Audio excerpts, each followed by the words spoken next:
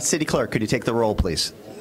Alderman Ruth Simmons, Alderman Suffredin, Alderman Ravel, Alderman Rainey, Alderman Fleming, Alderman Fisk, Alderman Braithwaite, Alderman Nguyen, Alderman Wilson. We have a quorum. All right, thank you, City Clerk Reed. Good morning, everybody, to the special City Council meeting. This is Saturday, March 2nd, 2019. We have a special meeting today to talk about one of the City Council's goals for the 2019-20 period, which is in regards to capital and infrastructure here in Evanston. We have everyone here. Alderman Braithwaite couldn't be here this morning, and that was known weeks in advance. And Alderman Ruth Simmons, I understand, is on her way, so we should have 8 out of the 9 aldermen here. City Manager, is there any announcements that you want to make before we turn over to public comment? Yes, Mr. Mayor, members of the council, good morning. Some sad news. Shanalee Gallagher, who has been our local government management fellow since last summer, is leaving us. She has decided to move back to California and is going to be based in Sacramento and is going to be helping the city of Paradise, California, if you recall, which was totally destroyed by wildfires. She has accepted a position with a company that is working with Paradise to help their recovery. So she has decided to make that move. Disaster planning, public safety has always been a focus of Shanalee's, and the opportunity to move back to California and to help rebuild a community that is basically gone is really a testament to her dedication to public service. And so we thank her for her time here in Evanston. We're sorry it's been cut short a little bit, but appreciate that and wish her all the best as she relocates back to California. Great, thank you. That's all I have, sir. Thank you, City Manager. City Clerk, do you have any announcements? Yes, just one quick announcement. Elections for school board are nearing. Early voting starts in 2 weeks on March 18th, on Tuesday, March 18th.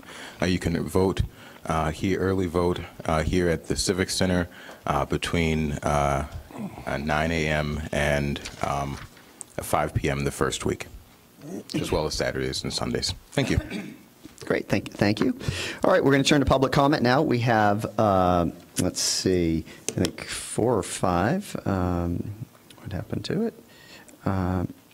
We have 4 speakers this evening, or excuse me, this morning. I'm so used to meeting on Monday evenings. This morning, we've got 4 speakers, so you'll have up to 3 minutes apiece, and we'll get going. We've got former Alderman Dolores Holmes is our first speaker, then Doreen Price, then Mike Vasilko, and then Ray Friedman.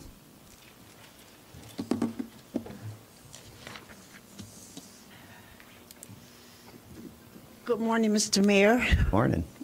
Council, Mr. Clerk, City Manager. I just wanted to come this morning to ask you to reconsider the goal of equity and empowerment as a goal for the city. I think where you're saying you want to embed it in everything, how can you embed it without knowing what it is? So I'm also asking not only that you reconsider the goal, but you really consider taking the leadership role to make sure that equity is happening in our community. That means getting trained, getting to understand really what equity is all about. So I'm just hoping that you would take that under consideration and really think about it, because if we're going to do this, it's going to take all of us, and it really is going to take you taking the leadership role. Thank you. Thank you, Ms. Holmes. Next up is Doreen Price.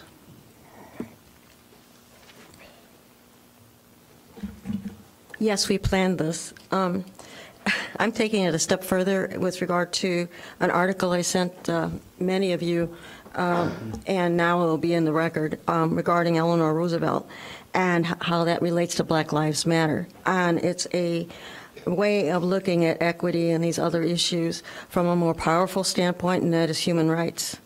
The chief was my inspiration because he was quoted in Dear Evanston And in that interview, he said so many things that struck me when I saw this article after that.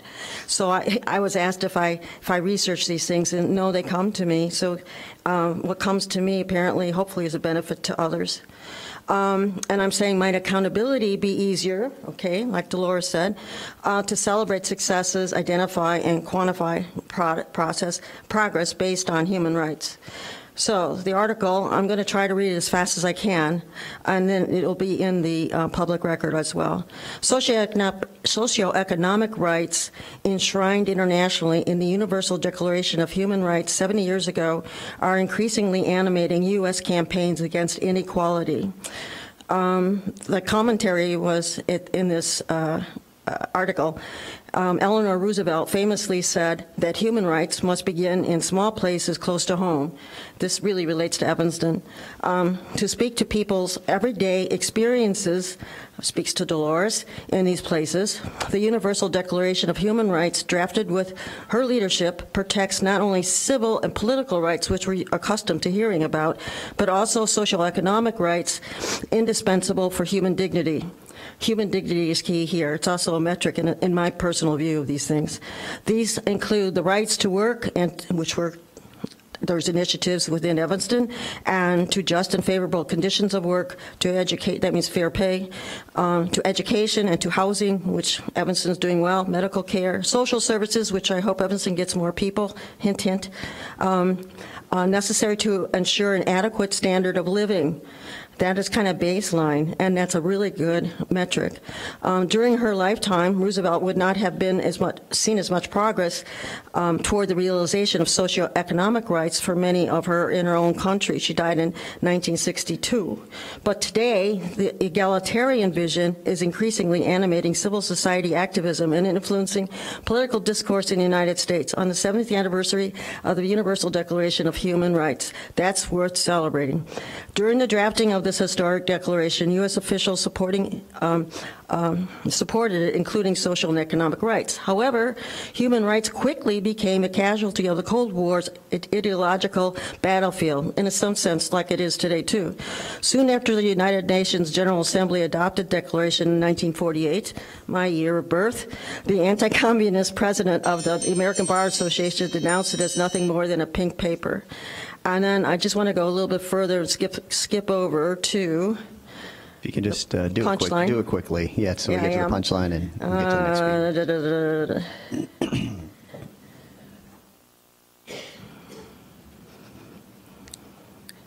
Okay, so importantly, these measures are included in terms of respecting human rights and progressive taxation, which we're talking about sliding scales for fees and fines and stuff, strong labor protections, investment in public services, green energy, which the city is definitely ahead of the scale, the rest of the others, critically democratic models, which means more participation, which you're trying to do now with council meetings and everything else, that deepen participation of the community.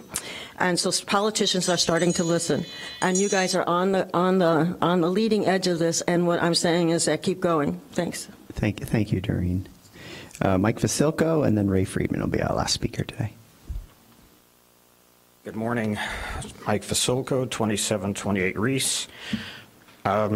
First, off the subject, I'd like to welcome Alderman Suffredin's children to the meeting this morning. I think that's a great civics lesson for their young generation. I wish there was more young people who attend these meetings or listen in at least. But I'd like to give them a round of applause for the children in the back of the room. I just asked that everybody be on their best behavior then.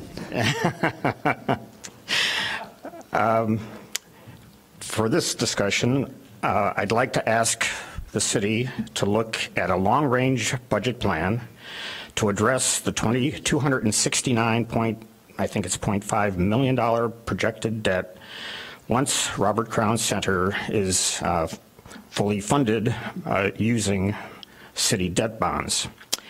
In the short term, I'd like to understand how the city is going to pay for the $1 million of Robert Crown debt interest in 2019, the $2 million of debt interest in 2020, the $2.5 to $3 million in interest in years that follow for the next 2 decades. Specifically in the short term, you could help a great deal by quickly reducing the cost of the building and the project by phasing in interiors and turf, outside turf, coupled with large increases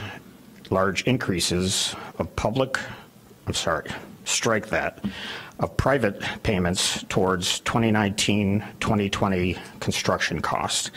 If you work in both directions, you'll achieve a much better result for the citizens of Evanston. Without reducing Robert Cowan Center cost and debt, there is little hope for most of the social programs that some aldermen are, I think, very sensitive to going forward. Thank you very much. Great, thank you, Mike. And Ray Friedman.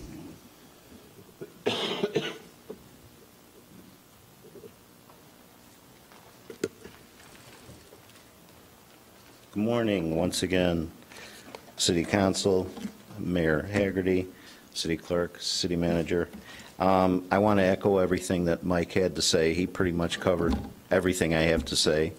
So the only thing left that the question that was never answered by City Manager was, are we able for this year and next year to balance the budget without raising taxes, without having new fees and,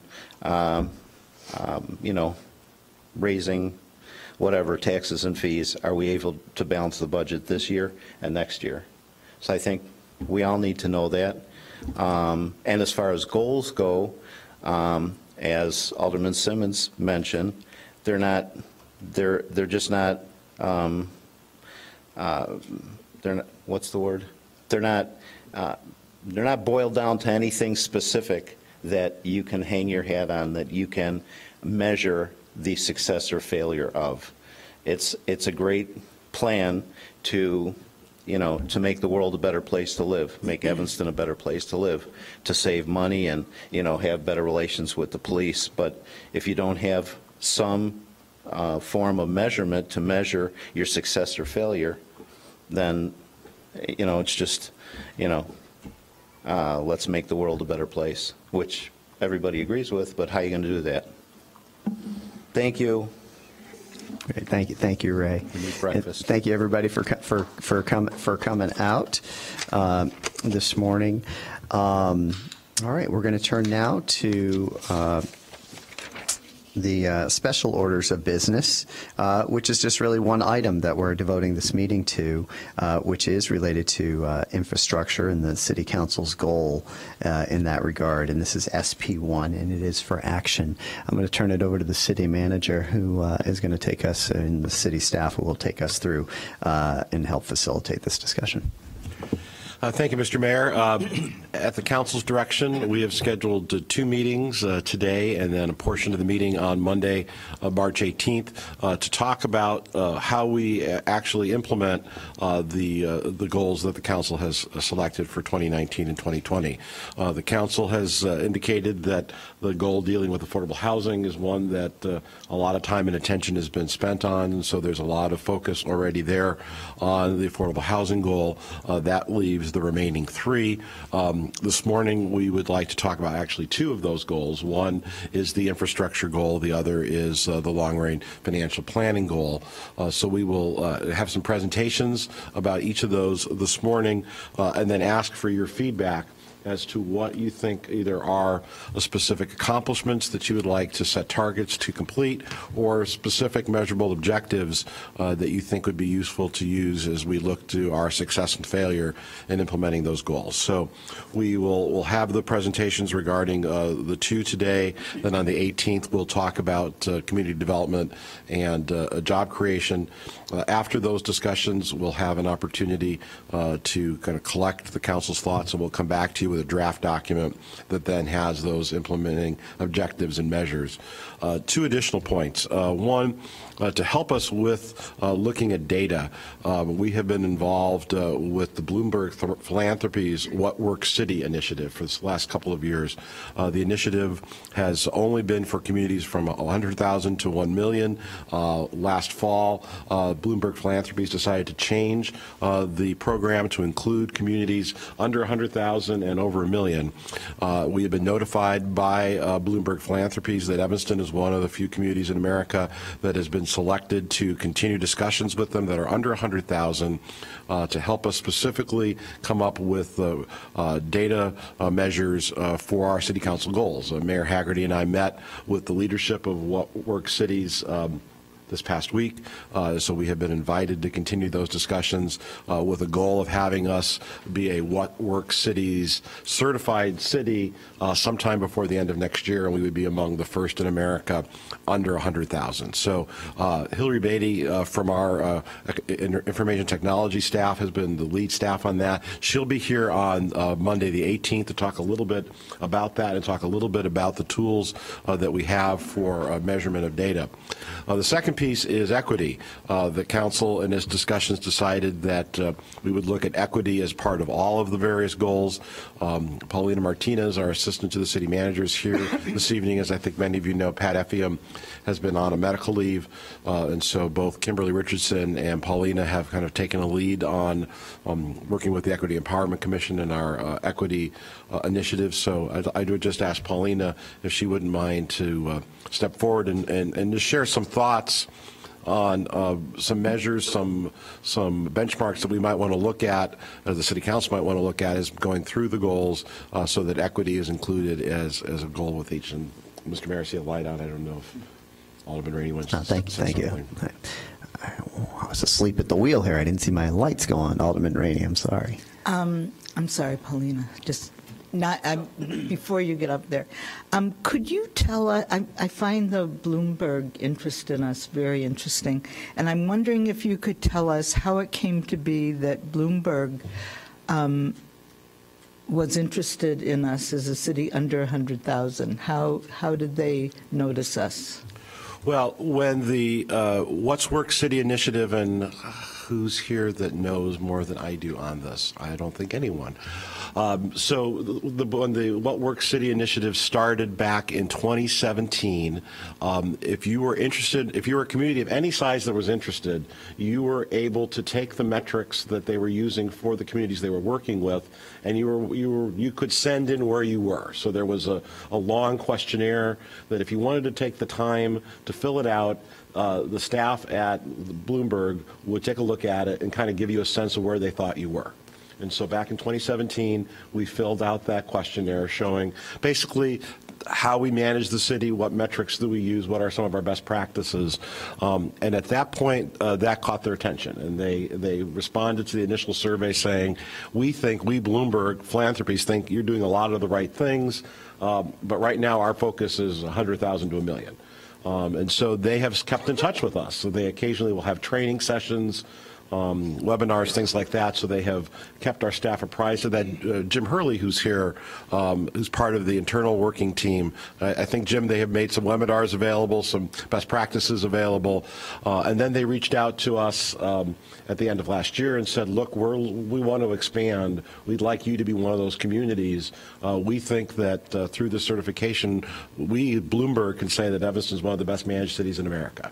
And if you go through this process with us, we think by the end of 2021 that we would be able to give you that certification. So it's all still in the progress. But again, the mayor and I met with the leadership of What Works Cities via a video conference this past week. They wanted to know our commitment from the mayor and the city manager's perspective. I think we did okay, and we were able to talk about this goal-setting process. We were able to talk about the work that Kimberly Richardson's doing with social services. They were very interested in that. We talked a lot about silos and how social services and communities sometimes are silos, and what we're trying to do to break down those silos. So we'll continue to work with them, hopefully over the course of the next 12, 18 months, and we'll keep you posted. And Hillary will come on the 18th and talk more about the work that we've done. I think this is probably one of the most exciting things and uplifting things that I've heard in a long time. We So sometimes get so congratulations. bogged down in other issues. No, that- I know, but I mean, you need to promote that and let people know that this is happening. We just did. Thank you for telling us. Just did. All right, so with that, unless, Mr. Mayor, there's any other initial questions, Paulina Martinez, the assistant to the city manager, is here, and just to give us some thoughts as to these next set of discussions begin.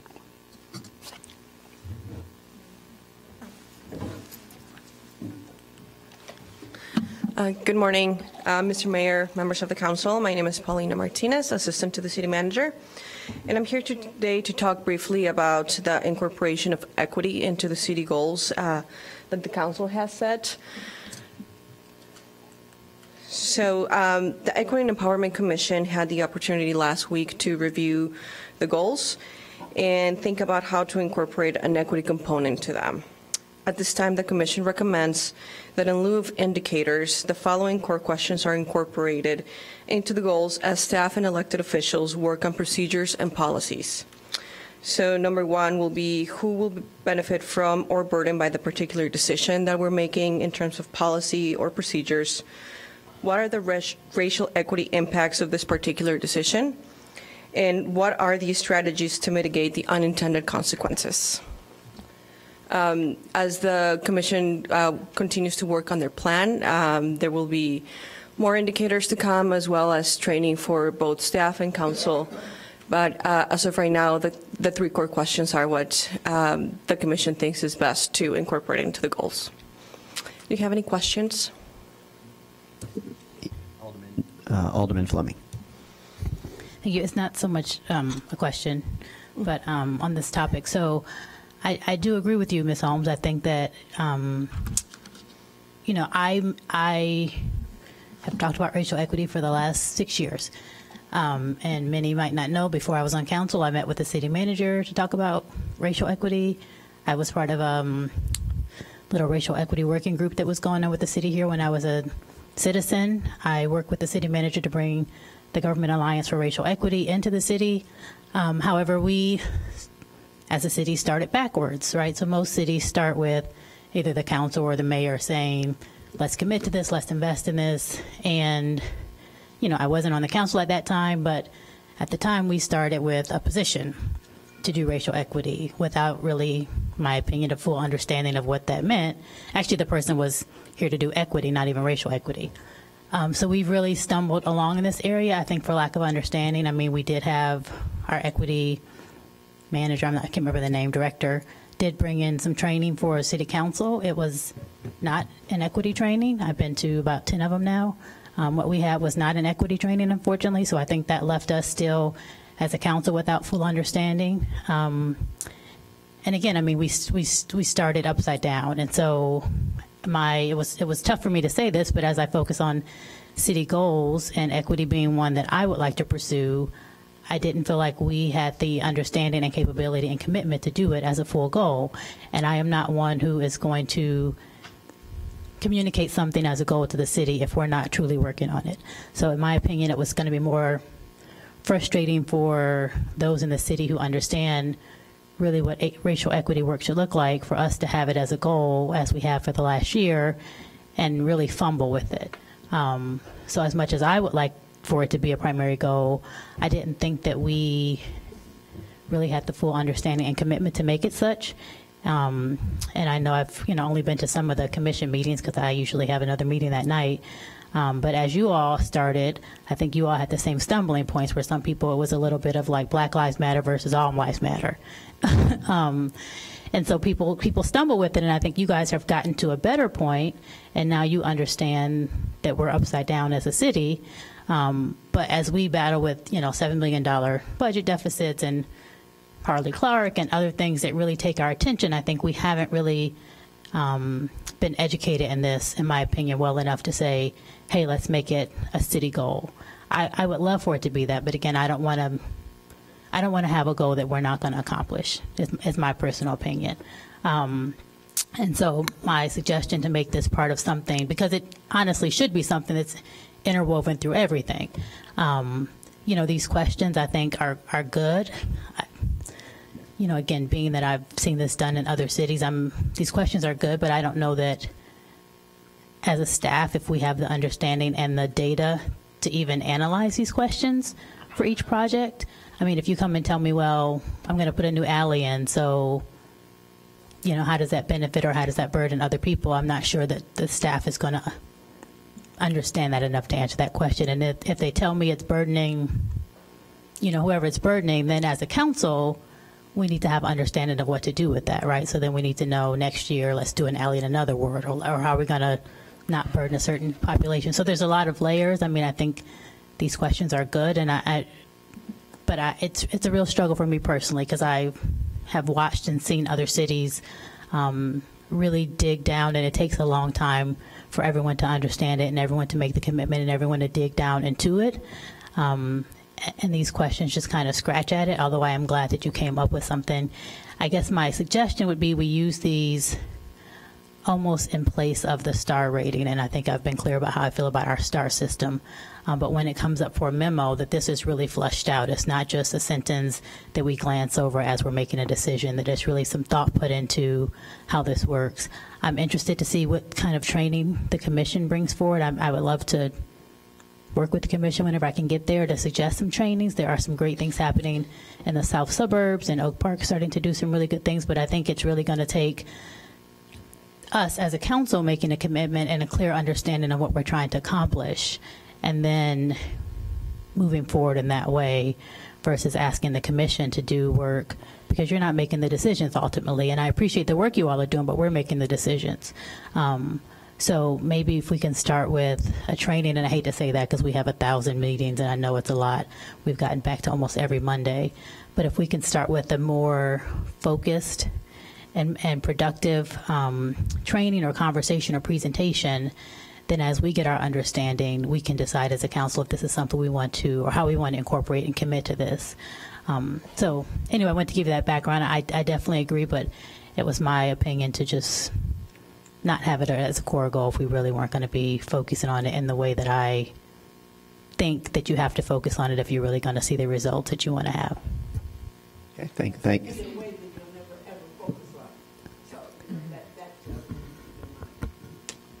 Thank you, Alderman Fleming. Few of the lights up. We're going to go with Alderman Ruth Simmons and then Alderman Nguyen.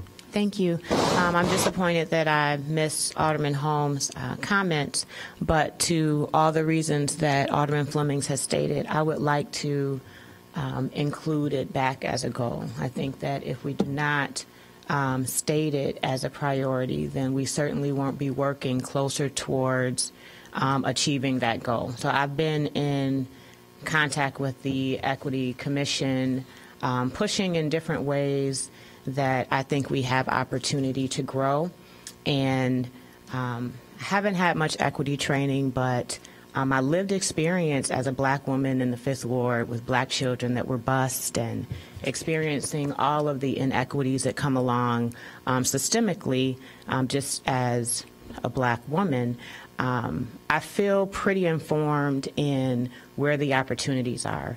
And so I'm asking that we add it back as a stated goal, as well as I stated in the last meeting, include it as an overlay to everything that we do here at the city. I do agree that the training that we had wasn't equity training. I actually just had it yesterday with my employer. So it was very helpful to see that they use an example of Las Vegas that had a tremendous amount of lawsuits for racial incidents, and they came in to audit the staff, and so it turns out that they didn't have a racist staff, but there was tremendous implicit bias, and they gave us some workshops on how to understand how you might have a bias that you're unaware of. And so if we could do something like that as a city, I'm sure Alderman Fleming can recommend some. We maybe can even contact REAL for them to come and do a city council training, so that we're all coming from the same perspective. But I'm asking that we do include it back as a goal. It's very important. The wealth divide, the academic gap, all of it is too great for us not to work harder at it. Thank you, Alderman Ruth Simmons. Alderman Nguyen. Well, I hear both of you, and Alderman Fleming and Alderman Ruth Simmons, and I agree with Alderman Ruth Simmons and Alderman Holmes that if we don't have it as a goal, it falls away. And I think even if we have it as a goal, it doesn't mean we have to achieve perfection on it in a particular year or a 2-year cycle, but it means that we hold it out as something that we are actively working on and we put a high priority on. And I agree that the first year of the Equity and Empowerment Commission has been one of exploration, but I think I don't think a single one of us up here doesn't believe and isn't committed to equity here in Evanston. And I do think it does start with us and training that we all should have. I know the mayor, Alderman Fleming, and I did Beyond Diversity, and I think it's incumbent upon us to have equity and diversity training or the type of training, Alderman Ruth Simmons, you're discussing, and then direct the staff to have that, because this is an issue that's on top of the mind of everyone who lives here in Evanston, whether you're white or black or Latinx. And it's something that people come to Evanston very aware of, but I think there's a frustration in how to move forward. And we're the City Council, we're the leaders, and we need to lead the community forward on that. I agree with you, Alderman Fleming. So just because we didn't have the correct start or the right way to start doesn't mean that we should not hold it out as a goal for ourselves and as a community. And I think there are good trainings out there. You mentioned one, and it's something that we discussed at our last commission meeting. But I do think it's really critical that the council keep it as a goal, as Alderman Holmes has said, because unless we have it as a goal, it falls off our radar. It's important to incorporate equity questions into every action that the city takes, because that's how you start making it part of every decision and making yourself aware of potential bias. But it's really important that it be a standalone goal, just like we've had others. You know, affordable housing isn't finished, but we've really moved the ball forward on that. You know, equity and empowerment certainly won't be. If I use that measure, it's not going to come off our list for a long time. But given who we are and who we want to be as a city, I think it's really, really vitally important that we have it as one of our goals. Great. Thank you, Alderman Nguyen. Alderman Fleming? All right, real quick. So again, it was hard for me to suggest taking off the goals, but I am one who feels like if you make a commitment to something, you have to work at it. And I understand we have the commission, but it was a city council goal. And I had not seen the city council working on it. Maybe we were waiting for the commission to lead us. I don't think that is necessarily their role. So I'm happy to have it back as a goal, but I would like us to all make a commitment to participate in the training, you know, to have a better, obviously we're not going to be experts, but have a better understanding, and to think about it as we're making decisions, not just wait for the commission or staff to come and say what we need to do with it, that we need to be thinking about it. Obviously, we're going to use the commission and staff to support us, but we need to be thinking about it. And it can't just be, you know, well, does the Fifth Ward have something? Or, you know, it's really a very holistic approach to thinking and to making decisions. And it takes a lot of work. I agree. We're not going to master it. I don't expect us to do that. I just expect us to make the same commitment to it that we're making to our other goals. And that was the reason that, for me, I'd rather pare down the goals to something that we are all committed to than just have one up there for the sake, and not to say that's what we did, but, you know, maybe the community sees it as we have it up there just for the sake of having it. So if we look at the high school who first started, it took them several years to get their foundation, or a couple of years to get their foundation, but there was a clear commitment and expectation. And so even if they had teachers or staff who didn't want to do it, it was like, well, you work here, this is what we're doing. So, you know, I would like us to have that same kind of commitment, understanding to racial equity, so that as we're going through, it's not just like, oh yeah, do we add equity onto that? It's really something that we're thinking about because we understand how it's going to help our city. Great, thank you. Alderman Ruth Simmons, then Alderman Ravel. Just want a formal request for outreach to Real and any others that City Council is recommending, any other that is recommended, if we could send it to staff for them to look into that and us get the training. I'm telling you, I left in tears, really having a better understanding of someone who I might think is racist, and really they're just unaware, they're not informed, and they don't have the same lived experience. And these exercises was able to give me that perspective on what it would be like if I had what someone thought may have been like a discrimination or whatever, but it was just me not being informed. So if we could just move forward with an action to get that training scheduled ASAP. That's what I'm asking for the City Council. Right. I would just say that there needs to be a commitment on the part of the City Council to move forward with this training. I mean, you know, I think you mentioned a couple folks. I think Alderman Ravel may have, but I don't even think we've all taken the basic Beyond Diversity. But if there's that commitment up here from the folks here, I think that's really important. Alderman Simmons and then Alderman Ravel. I just need to be on record as saying, like, I don't know who hasn't been committed to equity. I know that we had a equity workshop that was scheduled. We were all there. It wasn't an equity workshop, so that's not the responsibility of the council. We were there to participate. It wasn't what it should have been. So everybody is focusing on equity in the way that they best know how. Everybody here is committed to it. So I do think that if we move forward agreeing with a facilitator and schedule it, then we'll be here and we'll participate. Thank you. Thank you. Alderman Ravel? Well, I'd just like to say that I agree with the idea that we put equity back as a city goal. And I think, to Alderman Fleming's concerns, what I think is going to be different with the city goals this time is that we're going to be putting some objectives and measurable outcomes that we want to see for each of these goals. And so it's not just going to be the simple verbiage of equity as a goal of the city. We're going to actually, together in the next couple of weeks, have outlined how we're going to actually implement the goals. Okay, great. And City Manager. I'd like to take a minute just to kind of walk through what this council has done regarding equity. In 2013, the city staff completed our first Star Communities rating review. We received that back in early 2014. We were one of the few communities in America. I think we were the third or fourth community in the United States to receive a 4-star certification.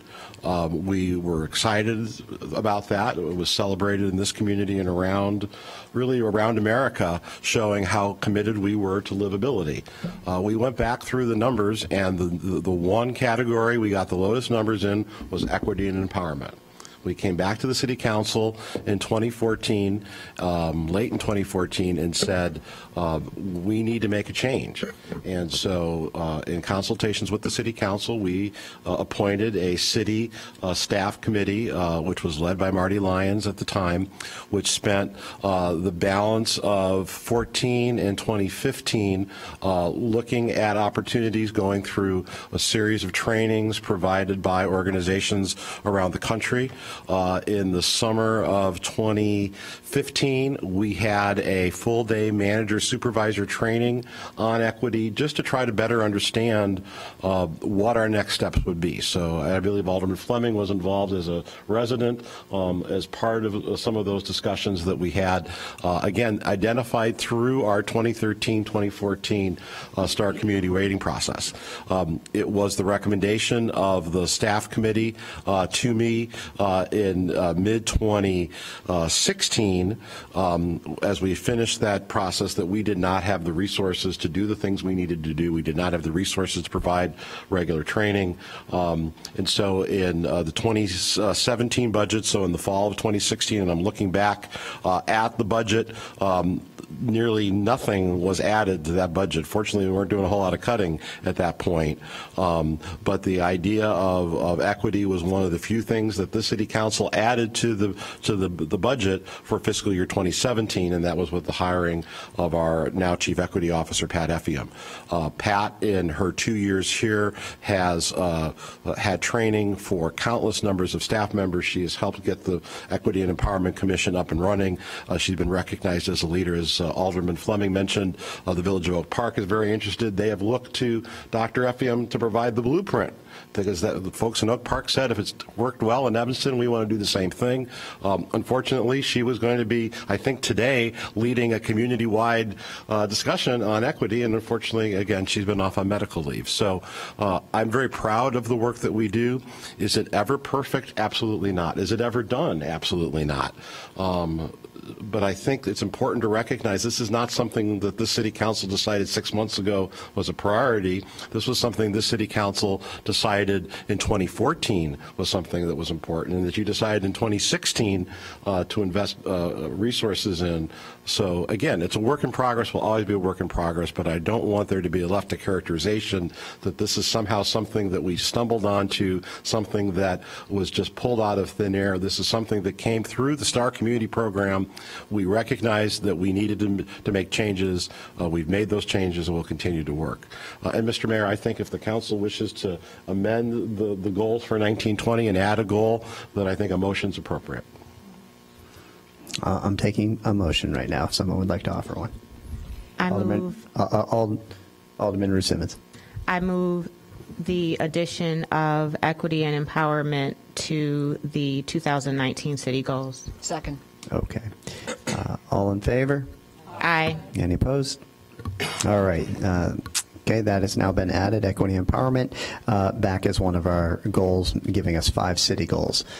All right, let's get back to infrastructure now, right? That's our conversation today. So, Mr. Mayor, members of the council, we'd like to do this as a tag team. Laura Biggs, our city engineer, Sean Cholik, our manager for facilities and fleet, are here. When we look at infrastructure, it's important, I think, to look at the full landscape of the infrastructure needs that we have. Laura will start with things basically that don't move,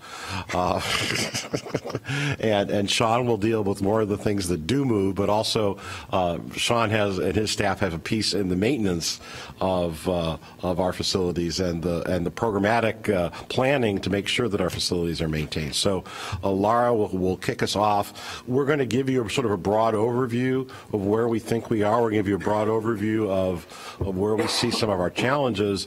Our ask of you then this morning is to react, to say, of the things that you've heard, what are things that are most concerning? What are things that we should be measuring more carefully? Are there specific projects that we need to identify that the council would say in the 1920 timeframe that you'd like to see accomplished? So we're not offering any of those answers to you. We're asking questions. We're providing information for you then to provide us some answers that we can then go back and further work on. So with that, Ms. Biggs, good morning. Good morning, Mayor, Honorable Mayor, City Council members, and City Clerk. I'm here today to talk to you about our infrastructure and our capital improvement program.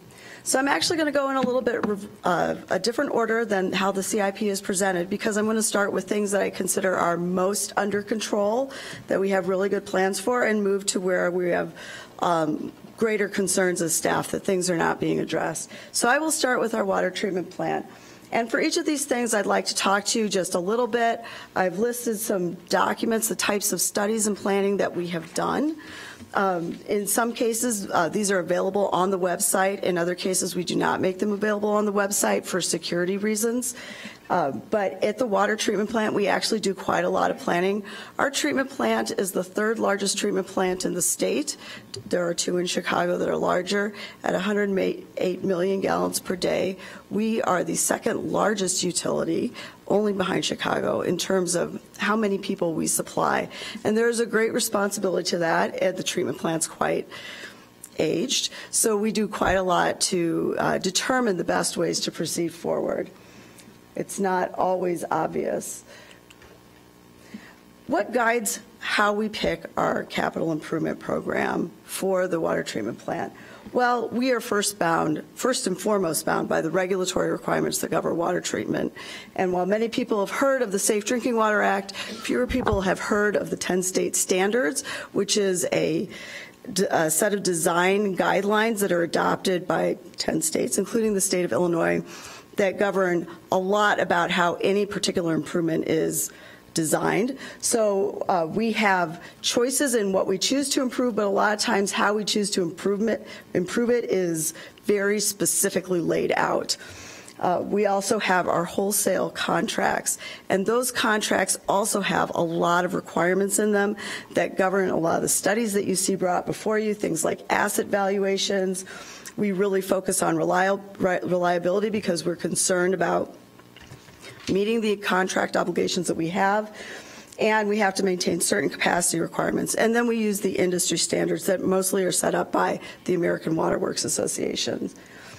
So the long-term issues that we have when we think about the water treatment plant are really just that it's an older facility. The original intake that we're using now, we have 3. The smallest one was built in 1908. It has a lot of capacity issues. The original treatment plant was built in 1914. We've obviously made a lot of improvements to it over time. And the reservoir that we are embarking on replacing right now was built in 1934. So when we work in the industry, the water industry, a lot of times we're looking at putting in facilities that we hope will last 80 years, 100 years. 40 years is probably the lowest timeline that we're looking at. That's very different than a lot of the other parts of the CIP, but we really do take it seriously. We are fortunate in that the City Council has really committed through the rate structure and the contracts that we have in place with our wholesale customers to really focus on getting a reliable funding stream for the water treatment plant. We try to utilize that responsibly. We are having a little bit of a funding issue at the moment that is has the potential to cause more problems, and that Skokie is dramatically underpaying what they owe us. They owe us between $2 and $4 million at the moment.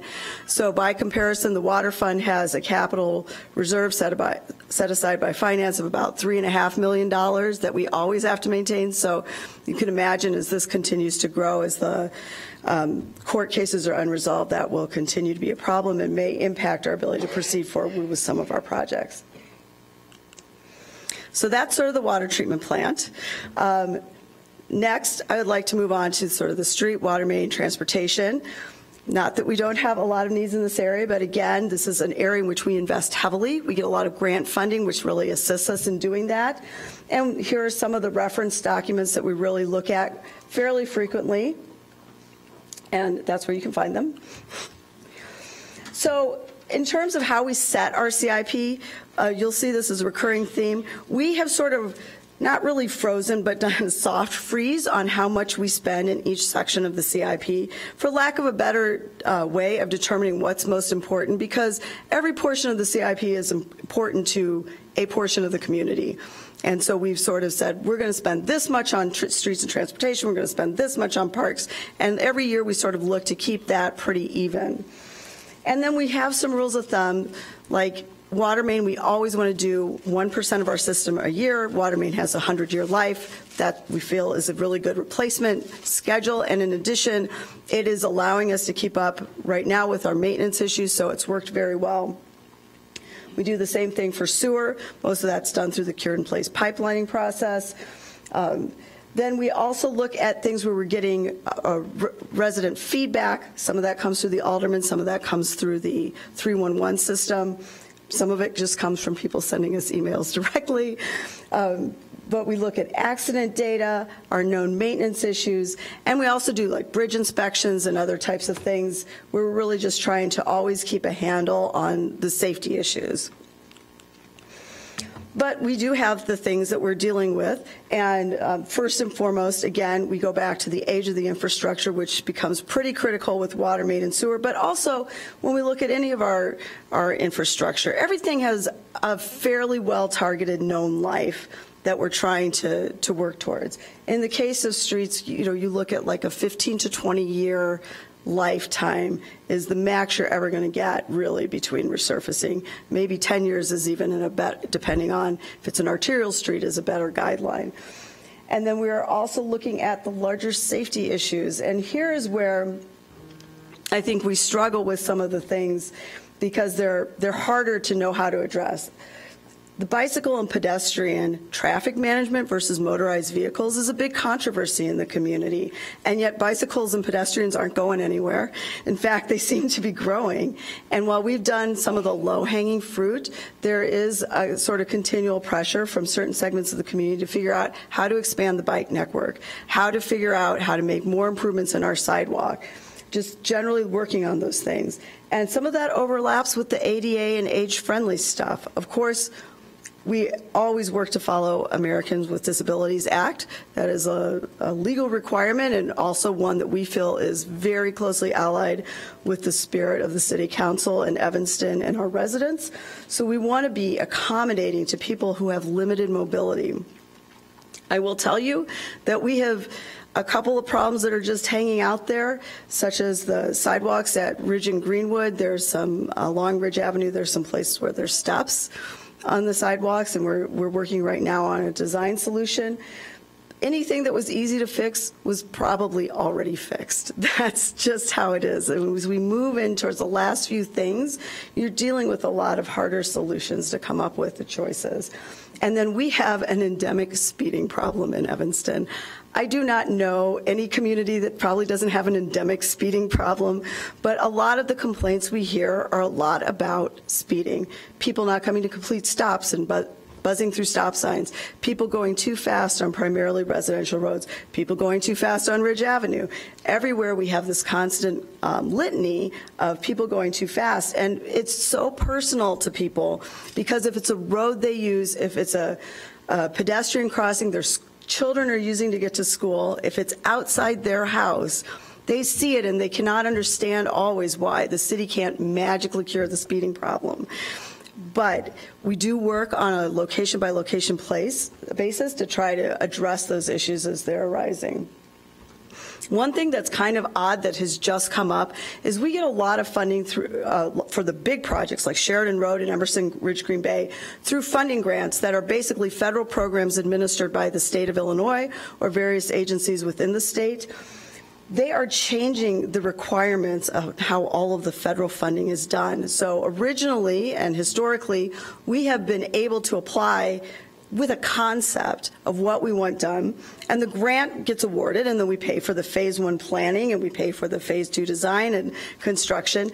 And the split of costs, which is often the feds pay 70 or 80%, the city pays the rest, comes from the very beginning of the project. But they've changed their minds, and now phase 1 engineering reports have to be done before you even apply for a project.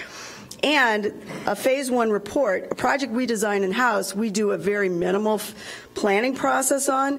A project that is going to get federal funding requires a substantial, expensive planning process. And so the staff's solution to this is to do a bunch of phase 1 reports in the next few years so that as these federal opportunities come up, we're ready to do them. But we have to do those phase 1 reports without a commitment from the federal government that they're going to fund the project. So those would essentially go on the shelf and be ready for when a funding opportunity appears. So quick question on that. Does the planning work that we do at our own expense, given this change, if we get the award, does that factor into the overall project cost for the 75-25, whatever the split is? No. Or is the split based on the project? Okay, so right now, the way it works, though, that factors into the denominator. Yes. Wow. That's lousy. Yeah. It is lousy. Alderman Nguyen? Well, I wanted to know, following up on the mayor's question, what is the federal government's thinking on this? I mean, has there been thinking on it other than to shift the cost? I mean, what? I don't know if this, I will be honest, I don't know if the federal government decided this or the state government decided this, but what was happening is communities were applying for projects and then not seeing them through. And they had pots of money that were sitting there that weren't getting used, and then they had to return them at some point. The city of Evanston, in a way, really benefited from the situation because when we applied for a project, we had the resources to see it through. And then if the project increased in cost, a lot of times we were able to go back and get additional funding for the changes because they had this pot of money that they knew they weren't going to be able to spend. And so you were sort of getting this bypass money, essentially.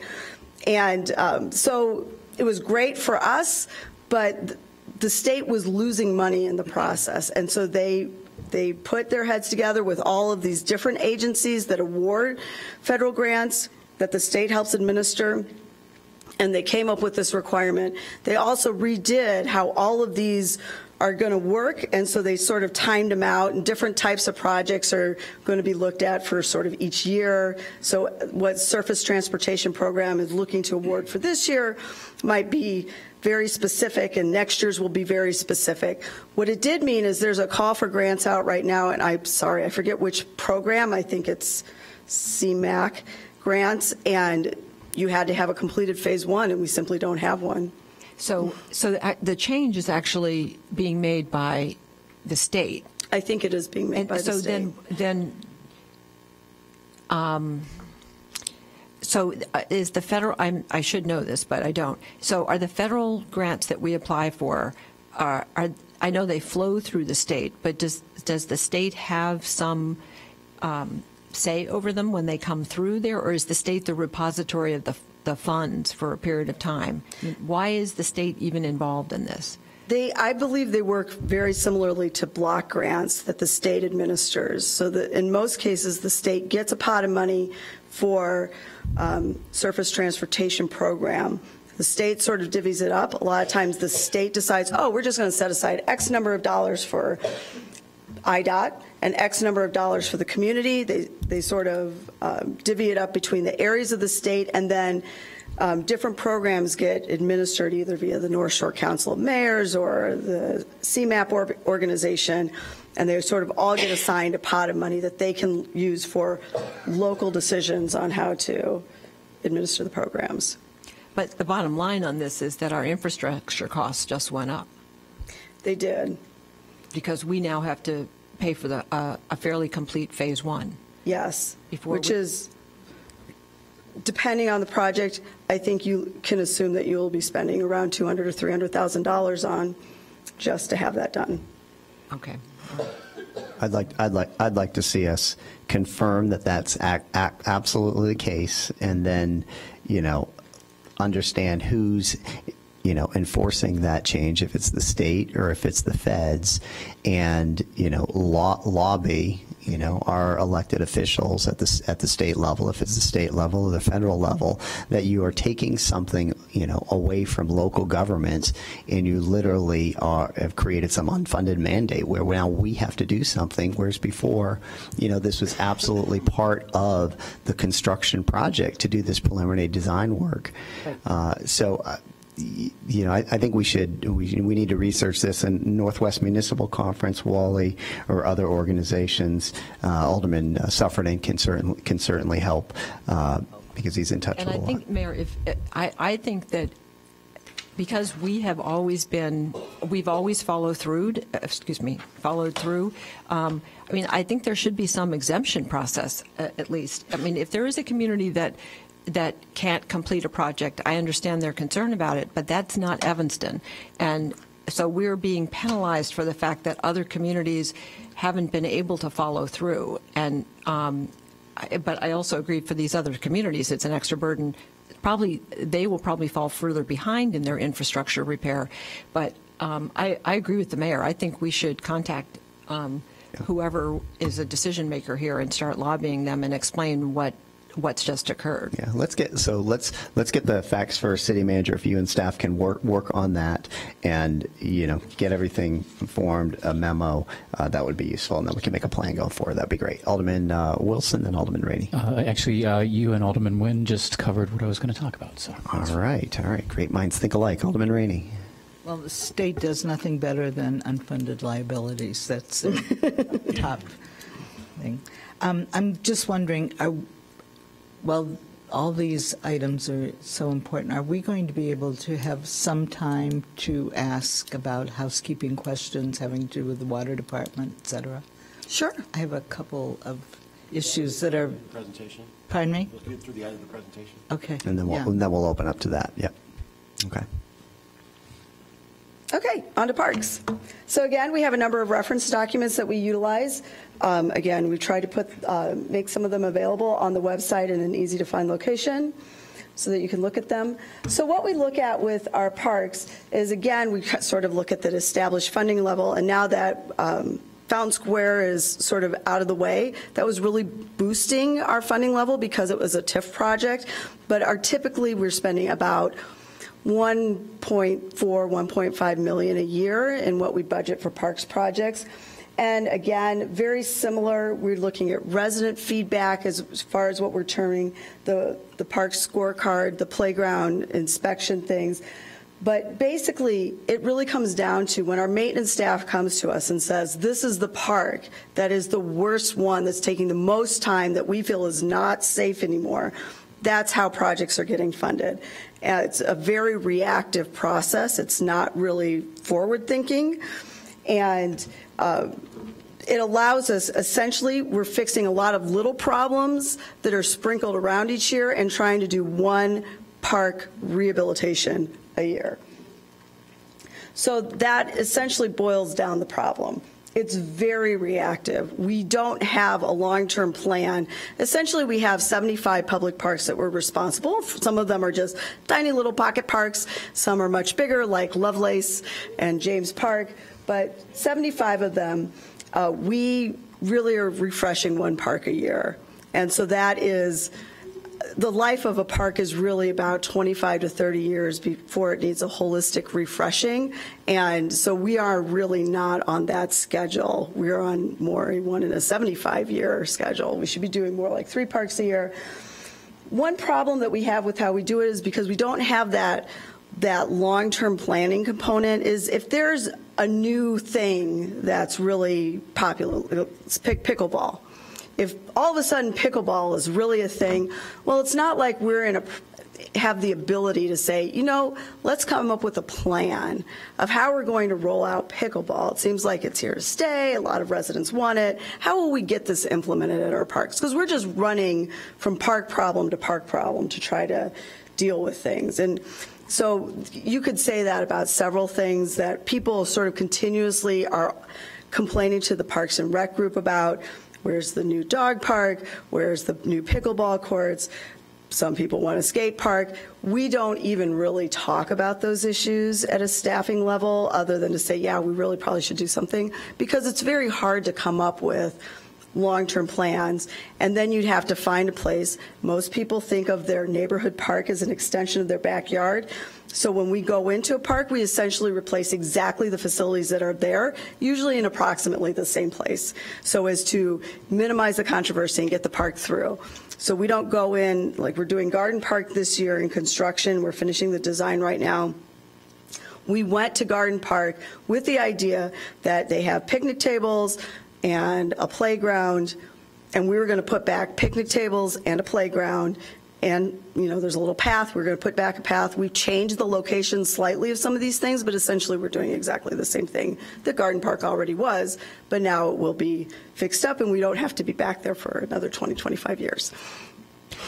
Because it's related to what you're talking about, and nobody wants to get in a pickle over pickleball. Could Lawrence, our Parks Director, just talk really briefly, because you know we use some of the Good Neighbor Fund from Northwestern this year to do a parks strategy, and I just want to make sure the council and everybody up here and in the audience is clear on that, and you know what relationship, if any, that may have, or maybe it doesn't have, to infrastructure with parks. All right. Thank you, Mr. Mayor, members of council, Lawrence Hemingway, Director of Parks and Rec. So Laura shared with you one of the strategies and things I've been trying to get done is a Parks and Rec strategic plan. I mean, when I arrived, when you look at the existing documents, we have a 2001 parks plan that was approved by the council that speaks to specifically our parks. You have a 2008 Lakefront Master Plan, which now is 11 years old. The conditions have changed and those kind of things. And so then when I arrived, we did a scorecard, which again was another, tool that was used to kind of go out, look at the existing conditions and give them a grade.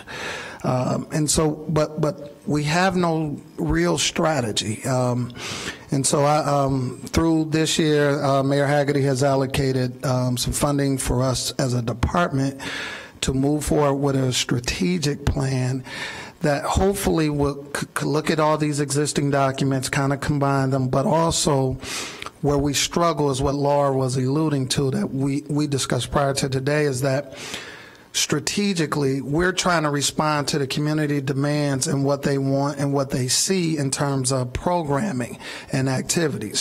She used the example pickleball. We've been trying to adapt to pick, our existing tennis courts. Do we have any underutilized courts? Can we just dedicate our courts for pickleball? And so, we go out, we talk to the tennis community, we talk to the pickleball community, and we try to coexist, but we really don't have a strategy in place, right? Same thing with now that the lake levels are high and the dog park is underwater, or the dog beach, I apologize, if there's a demand for another dog park, where is that? Should it go on the lakefront, or should it go somewhere else where there isn't one? We haven't had those kind of discussions, and so hopefully the strategic plan that we're going to do this year, where we will go out in the community, we will talk about these kind of programmatic pieces, as well as trying to combine our existing tools so that we can really get some fundamental direction. Here's the demand of the community. So when we go back to the community, these are the things we heard from you. So now that we have some allocation or funding, here's the priority based upon safety conditions. And, that's always a consideration that we have to take in place. But now that we've had a conversation about programmatic direction, we take into account the assessment of the maintenance staff and our safety and playability conditions. How do we combine these things into moving our system forward and try to get out of this reactionary plan? I want to, I got this opportunity. I have to say the key thing Laura said, our parks in from a national standard capacity, we should be turning over the system about every 25 years, just based upon if you had adequate funding. A park is built to last about 25 years, 25 to 30, depending on usage. We're so far behind the 8 ball and just trying to catch up. And so I just wanted to reiterate that. But thank you, Mr. Mayor. Thank you, Lawrence. Laura? And before Laura gets up, I just want to add some contextual information about the number of parks. So we have 75 parks within 7.5 square miles. Skokie has 44 parks in 10.6 miles. Arlington Heights has 45 parks in 16.3 square miles, and Schaumburg has 61 parks in 19.4 square miles. So we're blessed to have a lot of parks. I mean, I think another factoid is another measure, and Lawrence, please correct me if I'm getting this one wrong, is how many residents can walk to a park within a 10-minute walk. Am I saying that about right? Yeah. The national standard is every resident should be able to walk to a park within 10 minutes, and we are at 98%. You stole the punchline. Oh, I'm sorry. So what's the average, would you say? What if a community is at what percent? What are they saying they're doing pretty good? I'll answer my own. Go ahead. Well, because I think, and anecdotally, I've seen when a community is at 60%, they're thinking they're doing pretty well. Yeah, and we're at 99.5%. there's two neighborhoods in North Evanston that don't meet the criteria. One of them is on Lake Michigan. The other is in the far northwest corner that if you included Wilmette Parks, you could walk to. So that's a context too. So if you're looking at long-range facility planning and you realize we're 7.5 square miles with 75 parks, our closest neighbors have 10 to 20 fewer parks and are, in some cases, twice our size with the same population. That's a factoid that I think we have to consider as far as the resources we put forward to parks. And I think, again, with the mayor's leadership, with the Good Neighbor Fund money for a park master plan, it's about priorities. It's about what kind of park experiences do we want to provide our residents and what kind of resources we then invest. Because I don't believe we can continue, one, to be everything to everybody, two, to continue to have 75 parks in 7.5 square miles and still meet the needs programmatically of folks, because many of those parks are very small, and while our wonderful neighborhood amenities are not programmed, other than a couple benches and some trees, that you're not putting a pickleball court in many of these parks because they're just too small. So as we look at this, and part of the reason this morning is to provoke some dialogue, 75 parks in 7.5 square miles may not be a long-range solution as we look to our recreation needs in Evanston.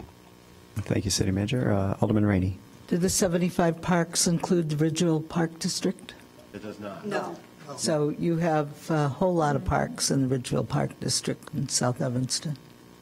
Yeah, then it boosts up to like 85 to 90 parks that we're maintaining. Lighthouse Landing Well, Park District. that somebody's maintaining in Evanston.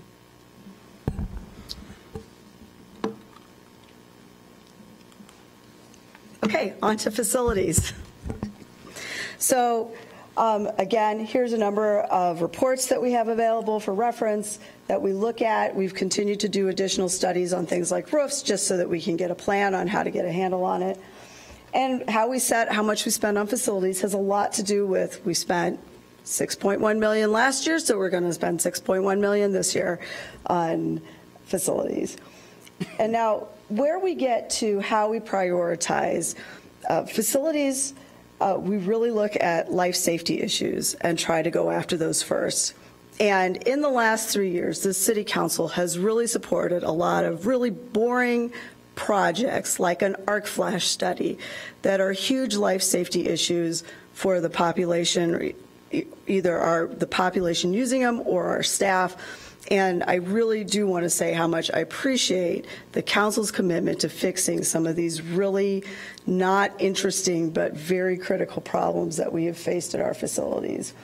So after we do those life safety issues, then we've been tackling the critical building systems that allow us to keep our buildings open and operating. So we have moved on to a lot of HVAC projects, another type of project that is not very interesting to the average person and is fairly expensive, but we really, that is where we're looking to. We also really try to incorporate the sustainability factor. Sustainability in the long term is 99.9% of the time extremely cost effective. In the short term, it often causes you to have to invest. So energy efficiency is a really good example of this. Most energy efficiency projects have a payback that is somewhere between 7 and 15 years. There are not a lot of projects that have an actual cash payback to the community, but this is one of them that does. And so we try not just with having specific lighting upgrade projects, but we try in general to always look for that sustainability component, the resiliency component, because we want the projects to be cost effective in the long run. We're trying not to make short-term bad choices that lower the cost a little bit now, but we'll have regrets about 10 years from now. And then really the last thing that we're fixing is our finishes, our functionality of the buildings.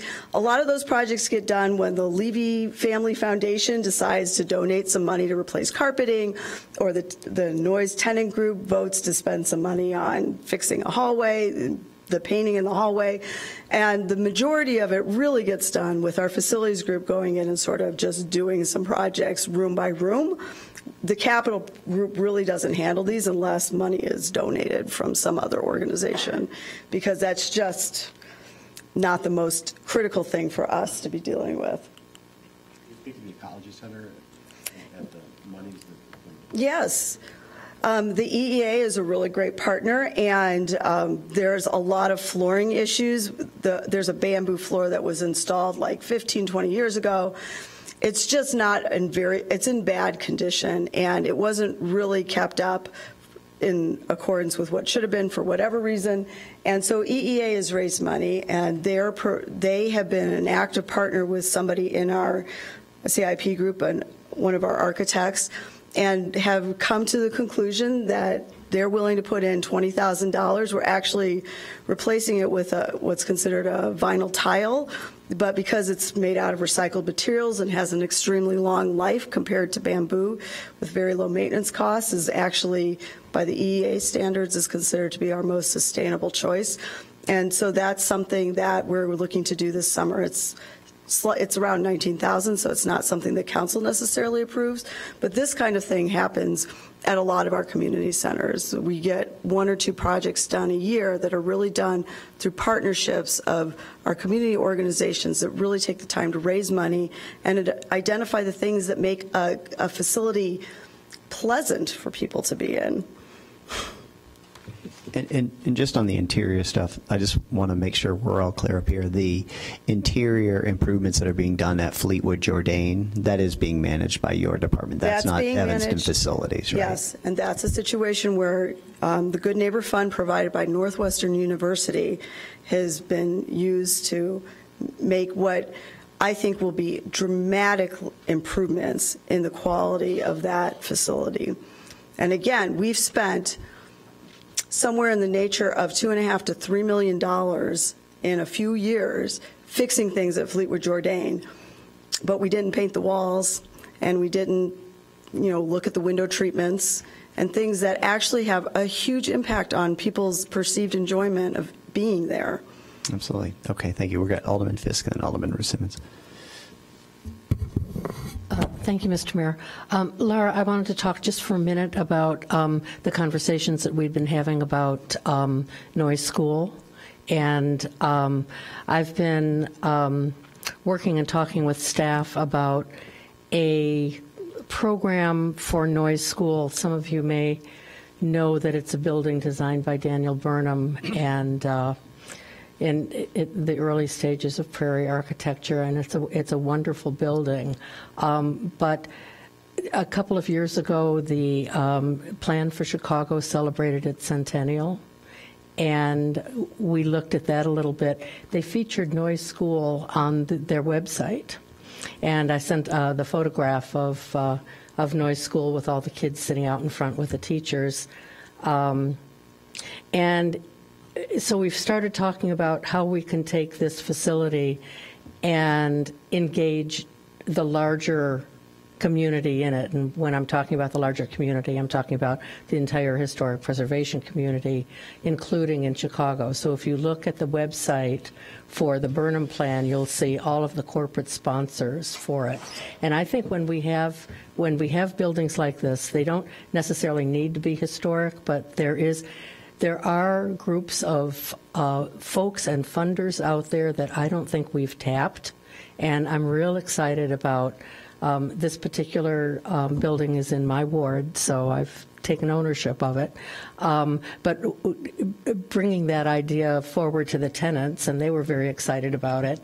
And I think that that's a real strategy that we can use with a lot of our facilities, is finding the core groups who are really invested, whether it be in architecture or use, theme, whatever, but that we reach out into the broader metro community especially, and even nationally, and bring in not only attention to the city, but also dollars, because I would like that facility to be the model for how we can take a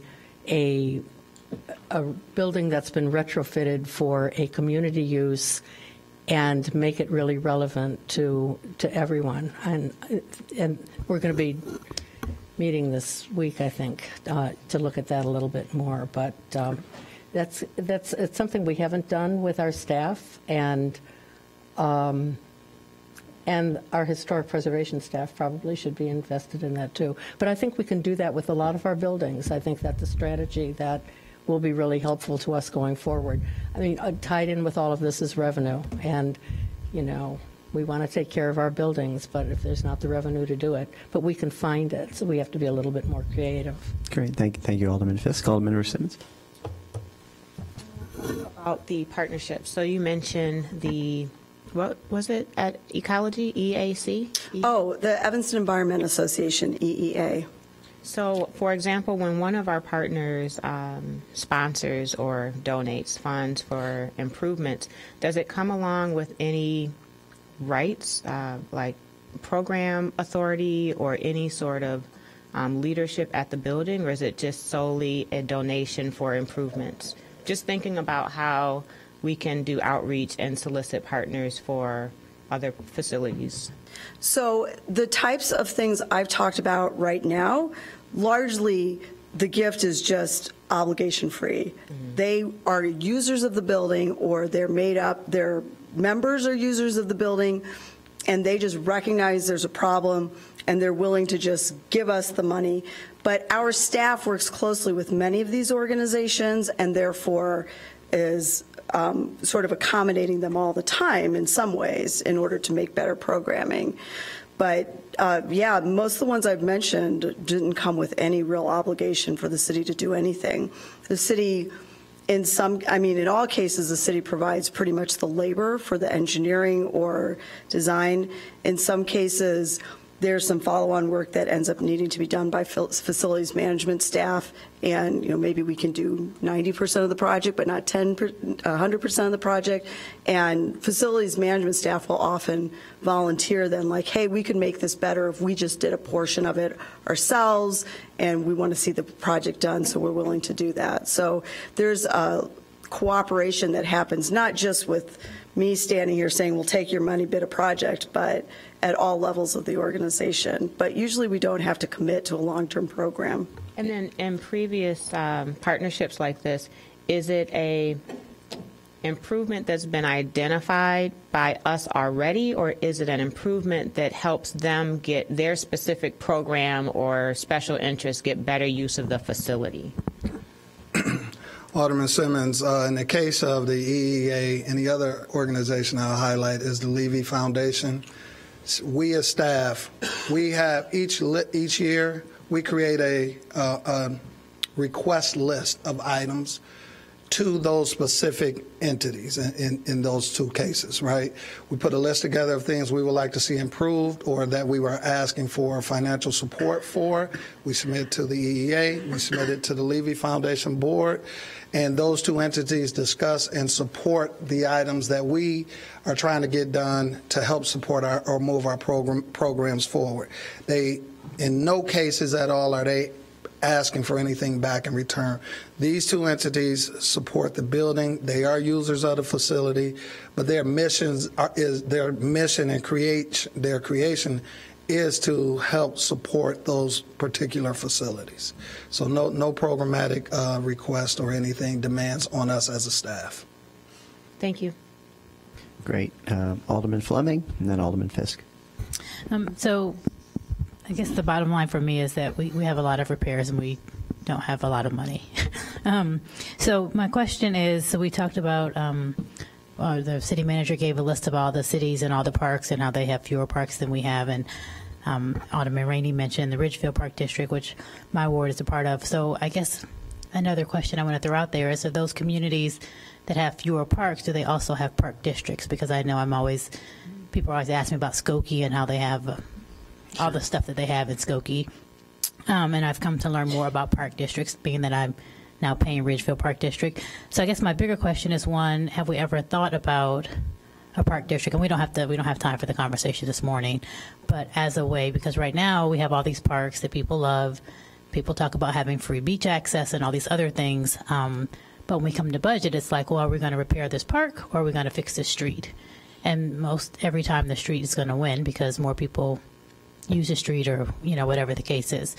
So I guess I'd like for us to think about, does it make sense for us to investigate a park district so that we can take better care of our facilities and don't have to always say, well, we're going to fix one swing at a time, because we also need to fix our water mains, because obviously the water mains are very important.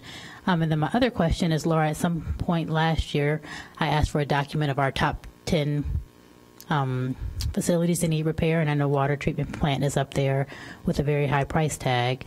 And so I do understand how you're kind of forced to make these decisions based on what's broken or, what's life-threatening, and I appreciate that. But I would like us to get to a better point, which is what you said, of having a better plan, right? And so if it's this year, obviously we put a lot of money into Robert Crown, and we say, every 2 years or every 1 year we're going to tackle a bigger project. And so that obviously is going to mean some of the smaller things don't happen, but I think at least in my mind, we're chipping away at a bigger thing versus this kind of a little more call and response repair plan that we're on. And while I appreciate Lawrence for getting the strategic plan, I've said this before, I'm a little leery of any plan of which we're not really going to commit to. And I'm not saying we're not committed to the parks, but we don't have a slush fund of money to come in. So I do want to see that, but I was excited to see the park scorecard, right? And we saw all the parks that needed a lot of repair. And while I haven't kept up month to month, my guess is going to be we haven't really chopped down those huge repairs that we've already identified. So I'm all for you making a plan. I just, I cringe a little bit because I'm not sure when we're going to implement that plan. And as you've mentioned, we have these other plans that are already put together that we haven't really tackled. So as we're thinking this year through our budget, I would hope that we are going to really be able to stand firm with some of our citizens who come up and want us to do every bird fixture or every whatever else they want us to do as we think about these capital plans and the way in which we're sometimes, unfortunately, having our staff only pick these life-threatening things to repair when we know we have much bigger items. I appreciate that you're working on the noise. I appreciate that Robert Crown now has its own fund of repair, but that's only 2 of our buildings. And, I cringe when I go by some of our parks and I look at the condition of them because I think, I'd hate for a kid to get in there and get hurt. And then we're, again, responding to kind of an emergency. So I would like, Laura, I guess if you can, maybe not today because it's running late already, but this plan you gave us back in August, I'm assuming it hasn't changed much. In terms of the top 10 buildings, we have the water plant and civic center and so on and so forth. But for me to kind of think through this plan a little more and how can we start to tackle these things you've really already identified as being overdue and in need of great repair. And I guess for us as a city, we have the civic center up here that I think is at $6 million. It seems to me when I walk around this building, a lot of it is empty. Do we need to think about downsizing this building before we put $6 million into it?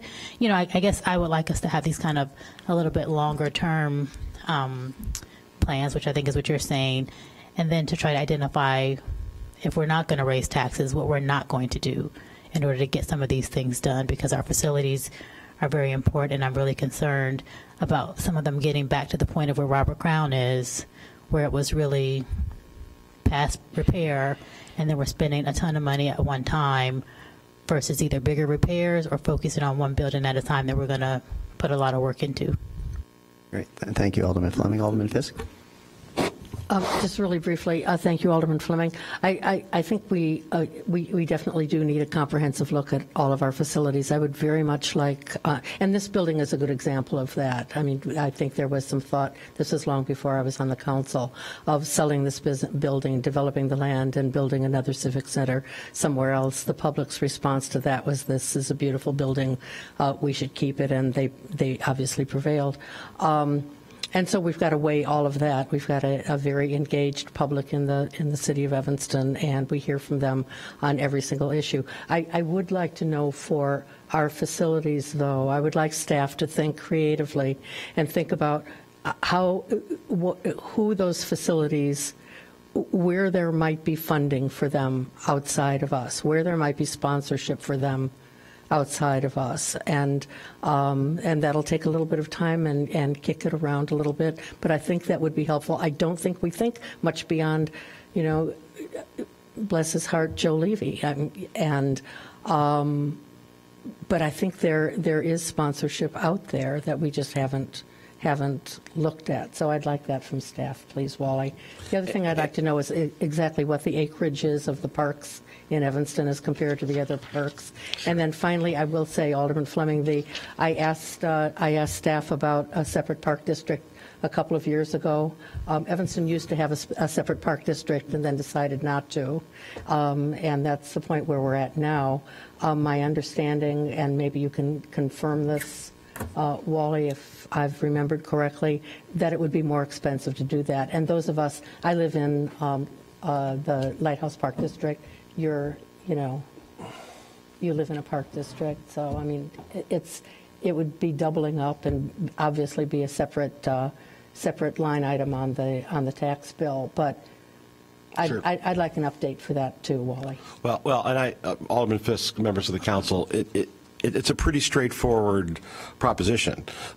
If a park district was created, the city would have to give up a portion of the property tax we currently have. Mm-hmm. So right off the bat, the city would lose all the responsibilities of maintenance and repair and programming for the programs. We would have to give up a portion of our property tax to do that. Then the newly constituted district would have to decide how it would live within those means, and then because it is a separate taxing entity, would have the ability to raise its own property taxes. We kind of been through this over the last several years with the library, where the library was a part of the general levy, which was contrary to state law. We changed it to make it conform with state law. The library has been here every year with raises that have far exceeded the city council's desire, with facts saying that we still have one of the least funded library systems in the area, because the rest are library districts. They have their own line on the property tax, and those independently elected or appointed, in some cases, board members raise the levy. So we certainly could do it. I think it would mean more dollars to the taxpayers of Evanston, because the newly constituted elected officials who are be governing a park district would say, oh my gosh, we got all these parks, we have no money, we need to raise taxes. Also on sponsorships, if you'll recall, we had a position in the city from 2010, I think, to 2012, position. All they did was look for sponsorships for us, and we were completely unsuccessful. So, maybe enough time has passed for us to revisit that. Right. But I just don't know where you're looking, and I think the thing about Daniel Burnham, obviously, I mean, there's a creative way of looking at this that maybe we haven't looked at before. I'm just asking you to. Sure. We created the Police and Fire Foundation during that period of time, which was helpful. I think looking at your suggestion, looking at each facilities and seeing which don't have groups currently. Noyes, Levy, the Evanston, the Ecology Center all have groups directly or indirectly that are supporting them. Everyone should. And then I think, just one final comment. The last piece of this, which again, going back to your goals, is what do we do with all these facilities? And what do we do with all these parks? And you're going to hear in a minute, what do we do with all of our fleet needs, which are also significant. We do not have the resources to support all of this. And so we can't raise additional taxes. The community does not want us to cut expenses. So I think as we look at facilities, we have to look at divesting ourselves from property, taking those sale dollars and investing them into what remains. That's not a very popular thing to say, but we can come to you with plans until we're blue in the face, which aren't going to be successful because there's not going to be the dollars to submit them, because we do not have the resources to support 75 parks. We do not have the resources to support all these facilities. We do not have the resources. We have $6 million gap here just for this building on heating, ventilation, and air conditioning.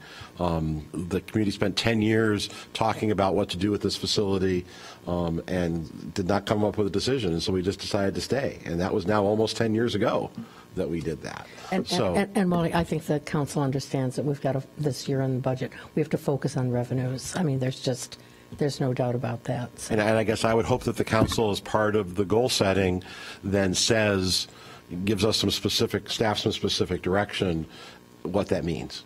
What are we raising fees, raising charges, whatever it is, then what constitutes revenue raising, Is it approving all new development that comes along? Whatever it is, and I don't want to be, it's a wide issue, but we're at a crossroads here, and your staff needs your direction because we don't want to keep coming to you with budgets that are sideways and I, as your city manager, don't want to keep making recommendations that many in the community feel are wrong when I'm just trying to balance the budget. I've heard several members of the council, and I've spoken about it. You just alluded to it. We have more needs than we have money. We can, find areas where we try to increase fees, raise taxes, all of that. There's not much palpability towards that. Taxes are already high, fees are already high. We can cut expenses, or we can task our city manager's office to begin an in-depth analysis and review of our assets that we have as a city, and how we may reallocate those in a manner that derives less expenses for us over time, or one-time fees that we can then use to put towards priorities that we have in the community. And it's something that we spoke about in regards to Crown, right, and the additional debt we're taking on there. But I don't feel like we have given a firm direction to the city manager's office to begin that process, and that's a serious analysis kind of process. And I'll use the example that we've used before of possibly taking a look at one of our parking garages. Okay, downtown. And there are pros and cons to all of this, and it does require really in-depth analysis. People have mentioned it with this building. Do we have way too much space, here that we need as a city? And that's a fair question, but we have not directed the city manager to have his staff start to do that. I personally think it's time that we do that. This is going to take some time. There's going to be a lot of community conversations. But to me, it's sort of a third way that we need to start to approach things, because there are a lot of things that are sacrosanct and people don't want to cut, and revenues are already high in many different areas in the city in terms of taxes. So I'd like to see us, if we could walk out of this conversation, I think that would be something that's very specific to have the city manager's office begin to do that kind of comprehensive analysis. Alderman Simmons. Thank you. I'd like to get a list, if possible, of the major users or anchor tenants at our facilities that are running their programs and organizations, and have a workshop or a talk, some sort of meeting to encourage similar partnerships like what's happening with Robert Crown, like the Friends of Crown.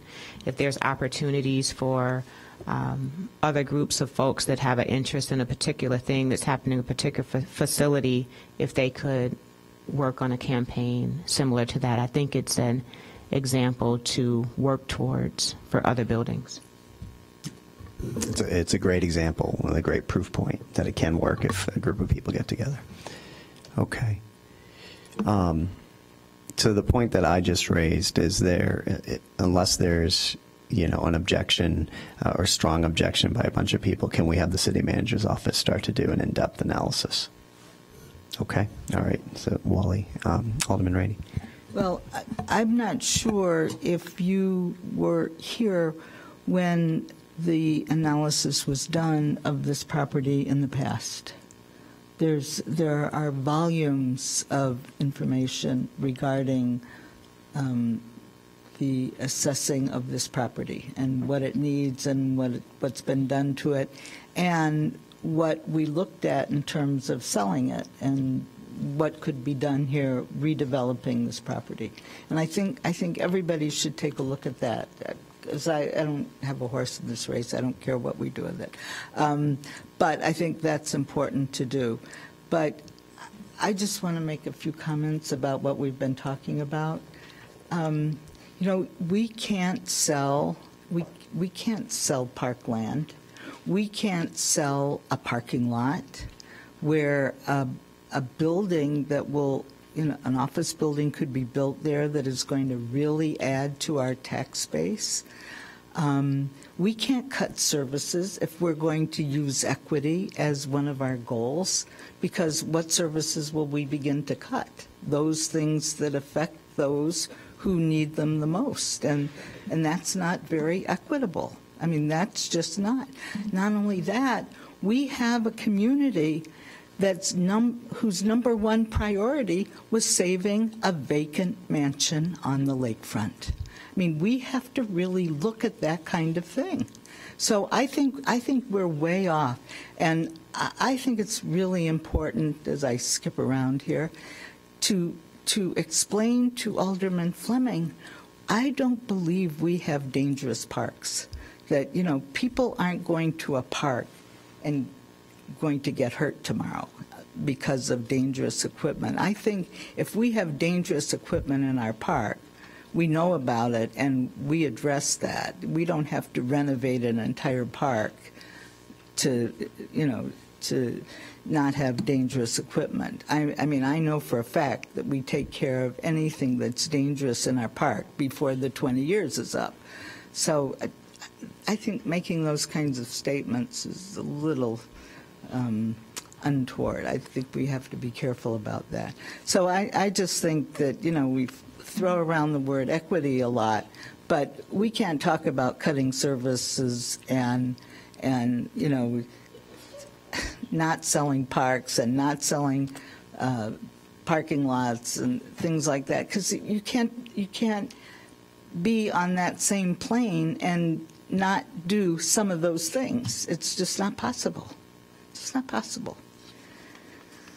And to sell this building now and build a new building, even to take the time and put our staff to the task of studying that, I think we really have to think about that.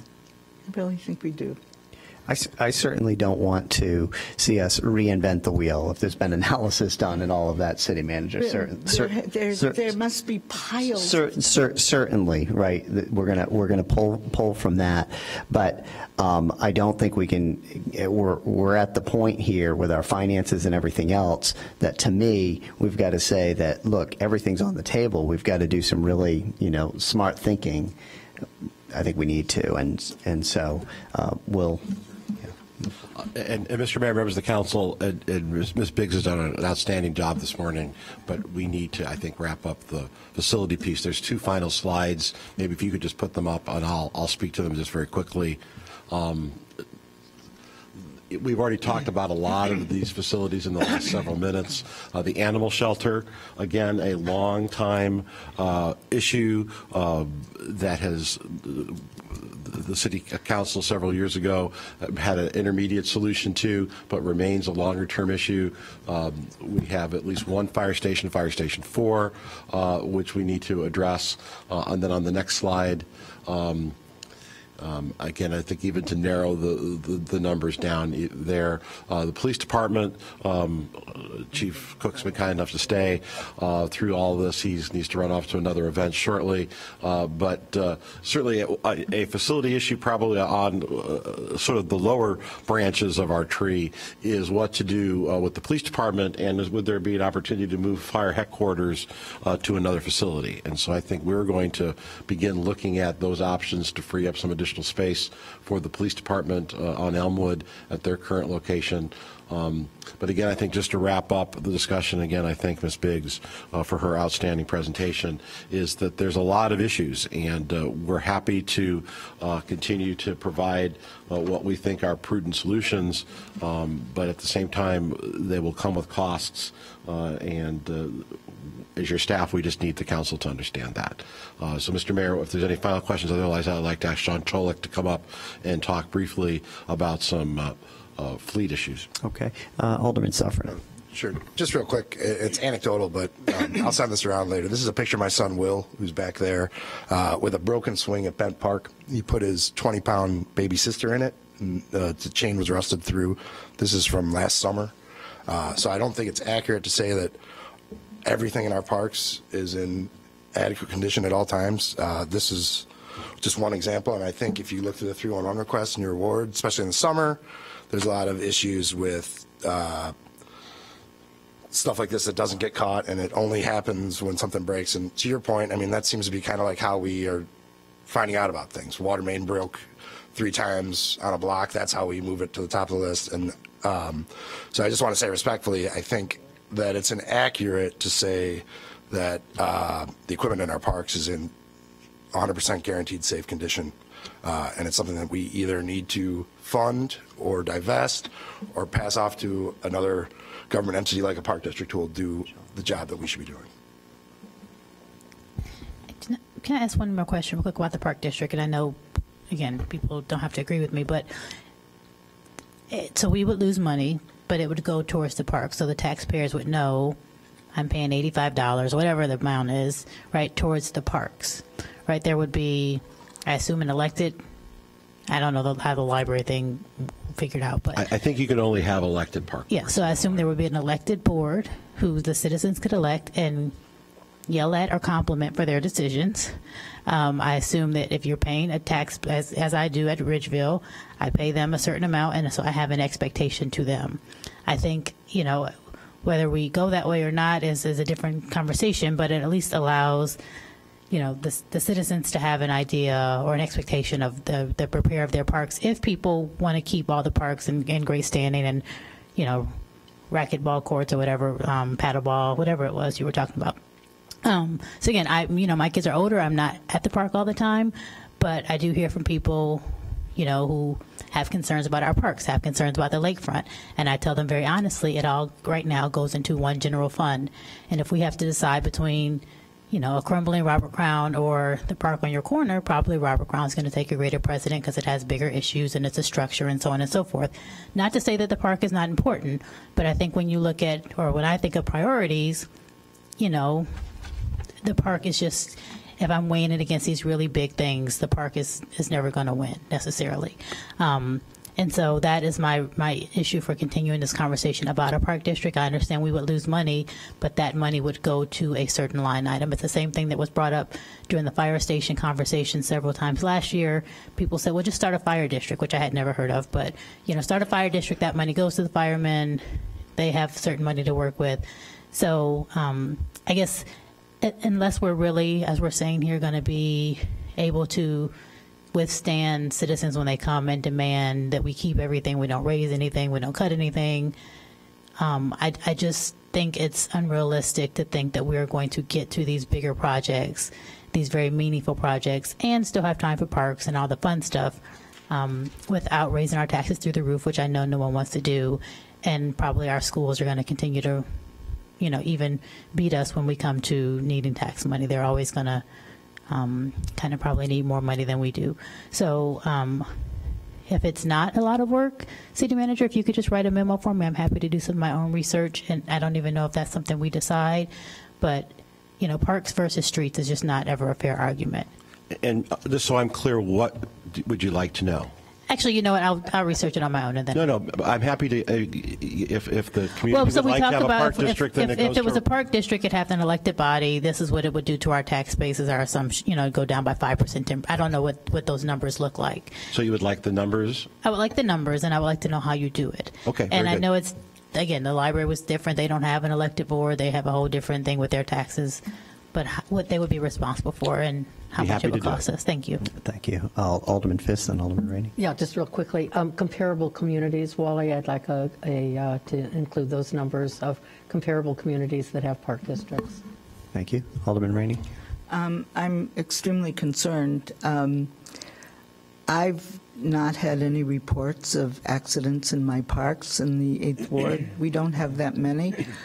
So it won't be hard, but in the next week, I'd like a complete report on every single piece of play equipment in my parks. I don't know that we can do that in a week, Alderman. Well, okay, 2 weeks then. I mean, there aren't that many parks in the 8th Ward. Most of my parks are Ridgeville parks. I'm very concerned because I've not known of any accidents in my parks.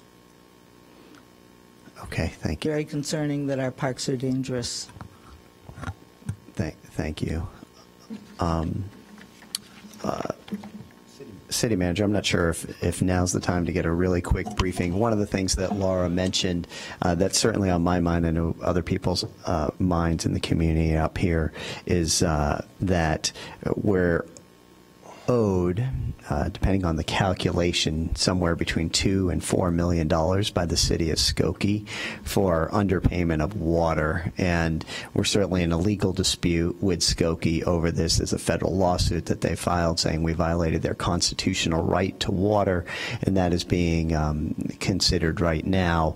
And based on the outcome of that, it will then go down to the lower court to actually have the water rate hearing and figure out what a fair and reasonable price should be, since we're at a loggerhead on that. Can we understand how that $2 to $4 million, or can that be at a different? And Mr. Stonebeck and I may be able to. Okay, I just want to make sure give you the information people understand that. So there are probably three numbers that matter. There is the dollar amount that the Village of Skokie was paying prior to the contract expiring. That was $1.08 a thousand gallons. So that was $1.08 a thousand gallons. There is the dollar amount that we then imposed by a court action in state court, and how much was that? We are charging them $2.06 a thousand gallons. $2.06 a thousand gallons. And then there's the rate that the Village of Skokie is currently still paying, and that number is? They are paying us 78 cents a thousand gallons. 78 cents a thousand gallons. So those are the three numbers that matter. The 108, which is what they were paying under the contract that expired, the 206 that we requested that they pay in lieu of a contract, and then the 78 cents that they're currently paying. So and what's the basis for the 78 cents, how they arrived at that? They believe that is the cost that they should pay based on the contract that Niles and Morton Grove entered into with the city of Evanston. Is that about correct? That is correct. So those are the three numbers. So when we talk about range of difference, that's approximately $1 a thousand gallons difference between what they were paying and what we imposed on them. So any losses in revenue, depending on how you're looking at this, you could take the revenue that they're paying with the 78 cents, which is $1.20 less than what they were paying, and then another $1 or so less than what we imposed. And so that's where you get the range. And we'd be happy to provide precise numbers, through January of what has been paid, and then applying these three numbers. Does that make sense? Yeah, that makes sense. I just want to make sure everybody's on the same page. I think I don't think we need anything. Again, we're going through this dispute through the legal system. I guess one question, though, just to make sure I'm clear, the 78 cents that Morton Grove and Niles are paying is set at that rate because Niles and Morton Grove have invested, $80 to $100 million basically to build the infrastructure to Evanston to take our water, from our border into their communities. Is that correct? The big difference is the way of delivery of water. So it's the delivery of water, right. Morton Grove and Niles are receiving water at one delivery point. Skokie currently receives water at 3 delivery points. Coming through our system, using our system, going right into their system. So it's the amount of water main that gets applied in the rate structure that changes the cost of the rate per dollar.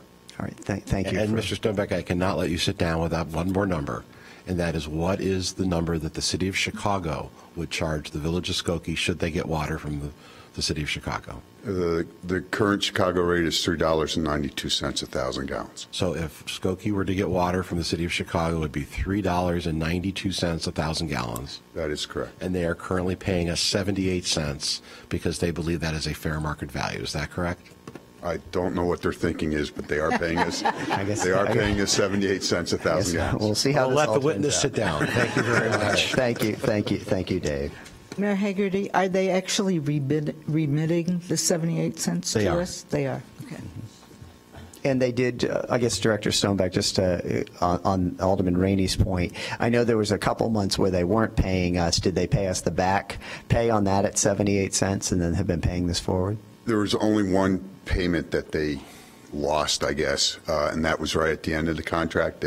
After we reminded them, they did pay that, and they had been paying regularly on all of our invoices since the contract was null. Okay, so we haven't missed a payment, but they're just paying at 78 cents since the contract became null. That is correct. So the difference between what we're billing them and what they're paying them is $4,419,000, and there's $223,000 in interest on that based on the Illinois Prompt Payment Act at 1% after 6 days of non-payment. All right.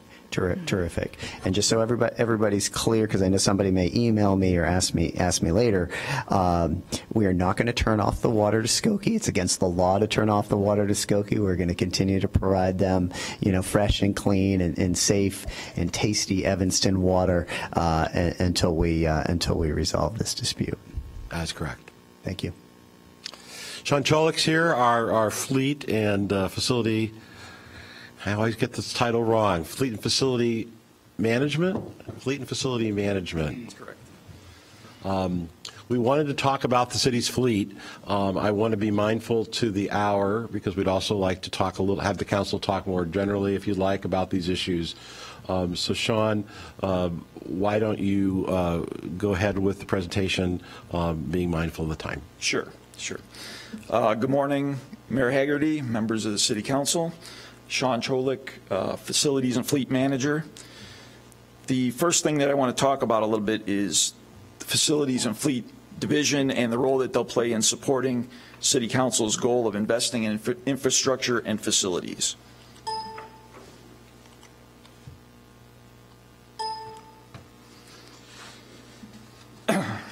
So our team is a technical internal service group. And it's primarily our job to keep all other city staff equipped with reliable facilities, systems, and equipment that they need to perform their jobs in a safe and efficient way. We manage and maintain our assets by focusing on 1, proactive preventative maintenance cycles to achieve a maximum useful life, and 2, eventual asset replacement once it nears the end of its useful life. In order to save money, being proactive includes replacing equipment and systems before they become bigger, unsafe, and more expensive problems.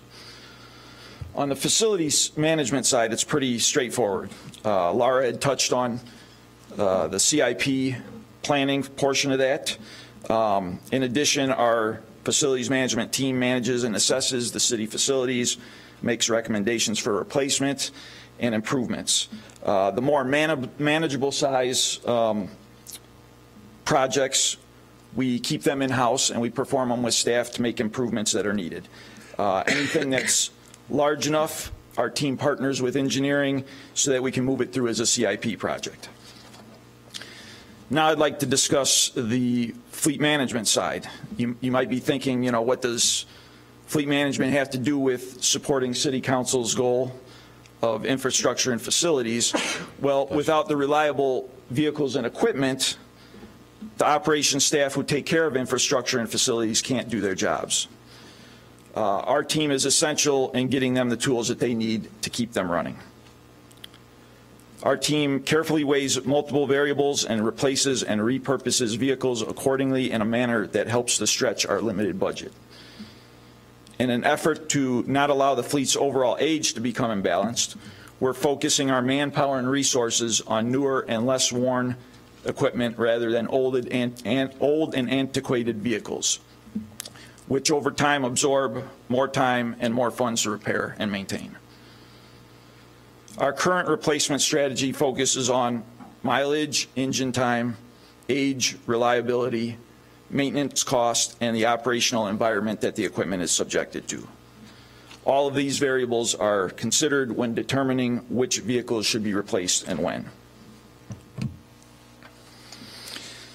So fleet management maintains and manages 445 total pieces of equipment. Let me explain what I mean by equipment. So equipment includes everything from drivable vehicles to trailers, and then all kinds of attachments used for operations such as dump boxes, snow fighting equipment, lakefront maintenance equipment, and greenways equipment. We have standard vehicles, which tend to be the less expensive ones, and those offer opportunities for potential leasing options.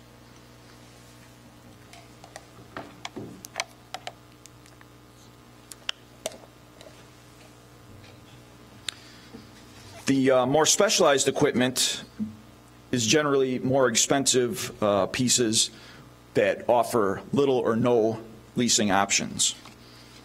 These are things such as fire engines, ambulances, construction vehicles, the real heavy-duty stuff.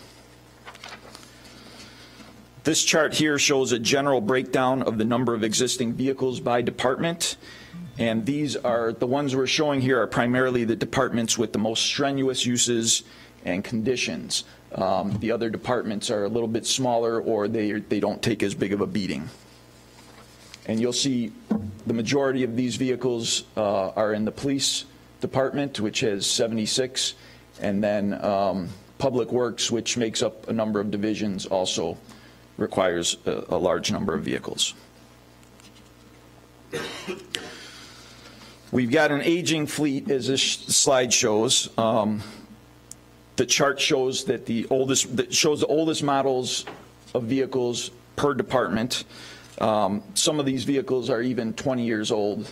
As you can see under fire, we have one vehicle that's from 1990.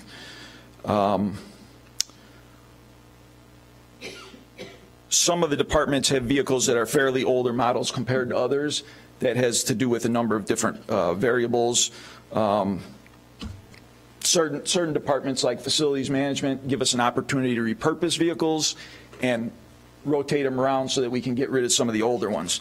But when it comes to certain public works equipment, we can't just repurpose old tractors or things like that, front end loaders, and move them around. So their equipment tends to be older just because it's more expensive, and we don't have those kind of opportunities. If we go to the next slide, it shows median age of equipment. You'll see the average age of each department's assigned vehicles. Some department vehicles are older on average than others. And you'll see a large difference here between the departments, which might have to do with some of these vehicles being much larger departments than, or many of these departments being much larger and having more vehicles than the other departments. But we still need to do some additional analysis and planning to find out why there's such a range like this. The next slide shows average shop visits by department. As you'll see, for example, recycling and environmental maintenance listed as REM, forestry, streets, and fire vehicles take the heaviest beating out of our whole fleet. They've got moving pieces and parts that require regular service, and it far exceeds some of the more simpler vehicles. So next slide is on challenges. A good amount of our fleet equipment has already passed their useful life, resulting in some of these vehicles being unexpectedly taken out of service due to safety reasons. Currently, what we do is we triage the problems as they come in the fleet shop. As things break down, our mechanics have to shift gears, take care of the repairs, which tends to make our preventative maintenance program fall behind. This leads to excessive downtime of these tools and equipment out of commission for extended period of time, leaving staff unable to effectively perform their work.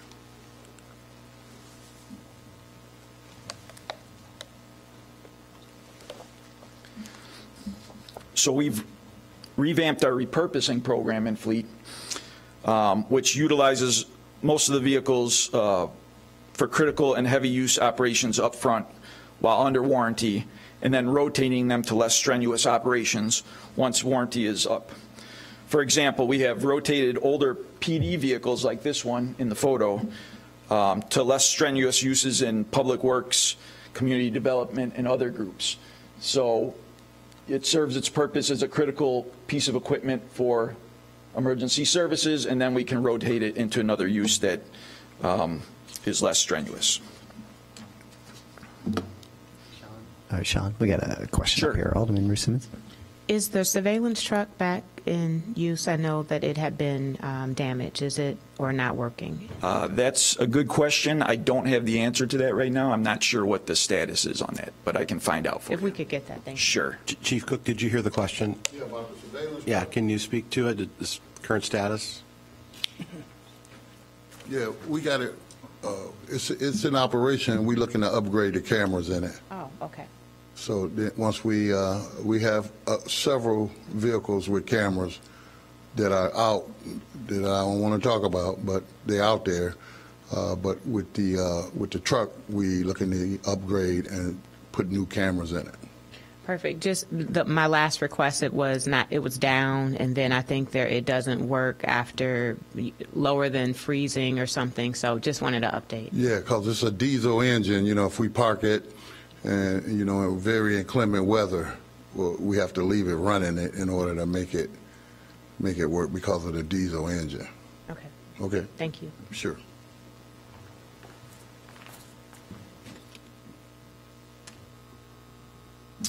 Okay, next I want to talk about our leasing policy. When possible and cost efficient, any available vehicle replacement will be leased instead of purchased. This will help to fund faster replacement schedules, and by leasing locally, we found that we can include maintenance, which will also balance the workload for city staff.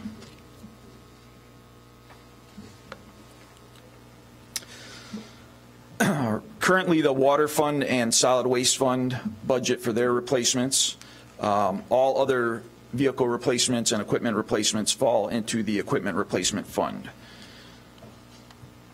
One glimpse of one type of vehicle, just to give you an example.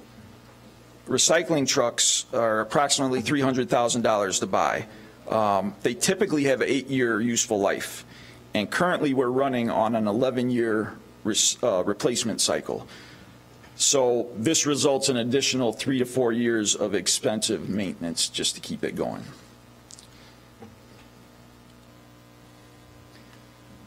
Here's another example of a couple of expensive specialized equipment, which really takes a bite into the equipment replacement fund. Fire engines and ambulances, dump trucks, very expensive equipment that can basically eat away at our fund really quickly, especially if they all come in the same year. So it's important for us to try to spread them out and make sure that we buy one here and there and not all at once.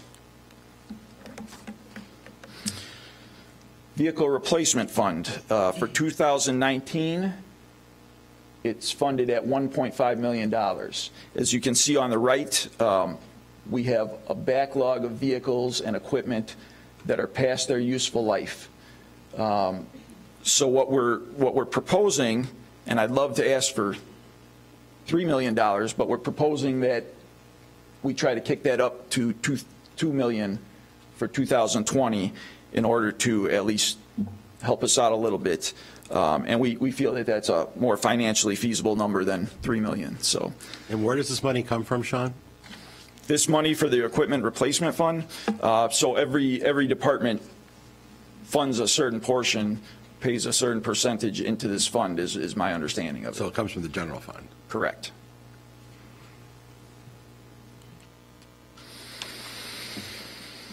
So in terms of maintenance expenses, if you look at this chart here, it shows the maintenance for 2019 is being funded at approximately $1 million. In 2018, we had so many maintenance issues going on that we needed to go over, and it went over to $1.3 million. So by recommending that the budget be changed to $2 million for vehicle replacement, we anticipate that this would drop our maintenance costs down and help us out in that respect.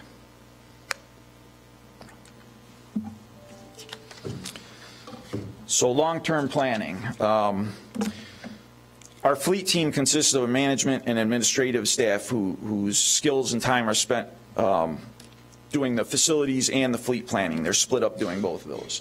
We've got 8 fleet mechanics right now, and our commitment then is to do the following long-term planning, which is manage and evaluate and plan for the city's fleet assets so that everybody gets what they need, work to attain a reasonable purchasing balance, and then evaluate our current assets to see where we can reduce costs.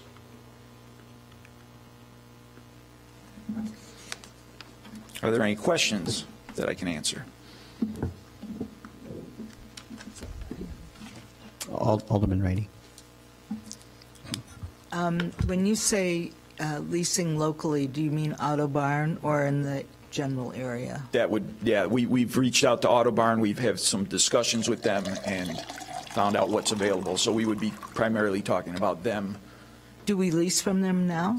We have in the past. We've just ended some leases for some electric vehicles. And, you know, so we have gone through the process with them in the past. Okay, any other questions on fleet? Alderman Nguyen.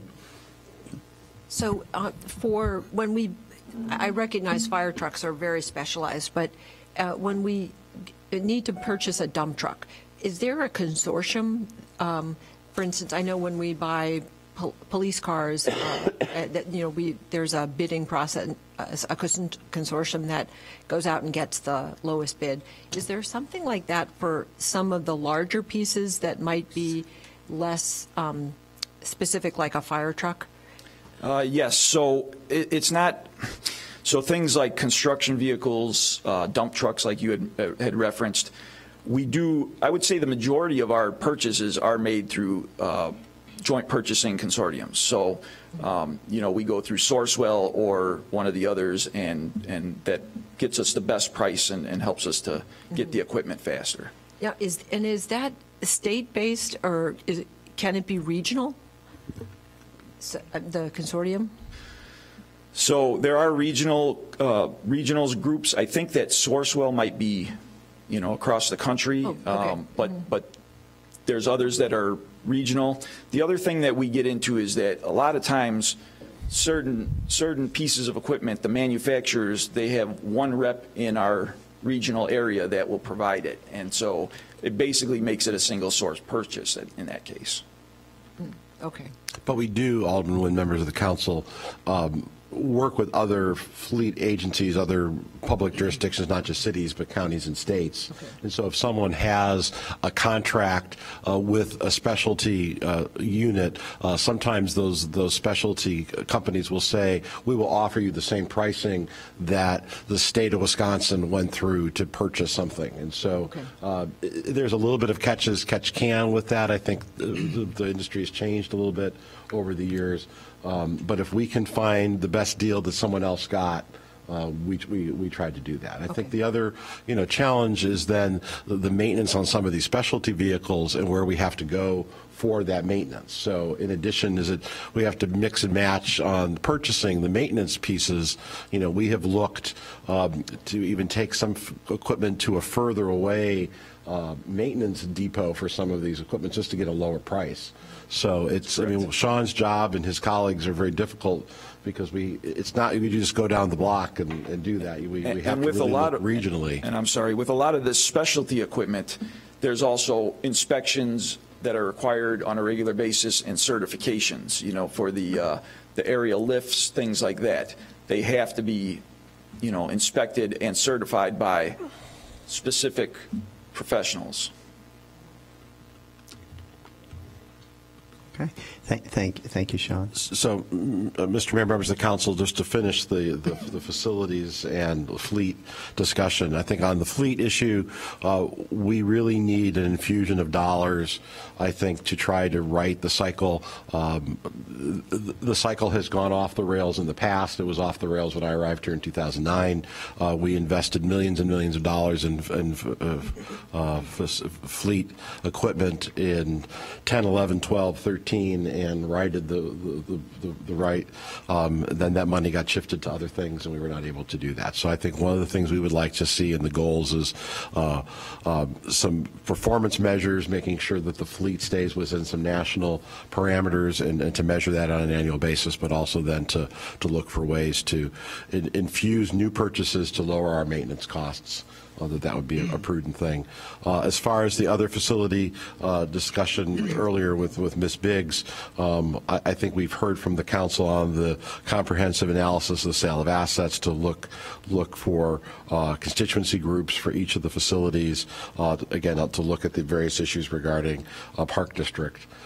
So we will come back to you in a few weeks as we conclude the discussion on goals, again, with some priority projects as well as some measurable outcomes based on these discussions. It is now 11:25. We were planning to talk with you about long-range financial planning. If the council would give us another 30 minutes or so, we think we can conclude that discussion. Then we would come back to you on March the 18th with the discussion on jobs and community development. We would need now to add a discussion on equity, which we might be able to do on the 15th. And then I think with the hope that on April 29th, that we would come back with all this consolidated into one document for the council's consideration. So does that all make sense? Sounds good. Alderman Fisk? Yeah, that makes sense to me. I just wanted to add something to your list when you're looking up the information for Alderman Rainey on the Civic Center. I'd like to know if in that information there was ever a concept to turn the Civic Center into affordable housing. Okay, I would just like to know that. And I think there's 10 years worth of information on the Civic Center, and so we will do our best to provide some sort of overview. There was a City Council appointed Civic Center Committee, which met for a number of years. So I can give an overview, and I think then ask the council what more details you'd like from that. But there's a lot of information gathered. But you're satisfied with the answer from Alderman Nguyen? There was no consideration of.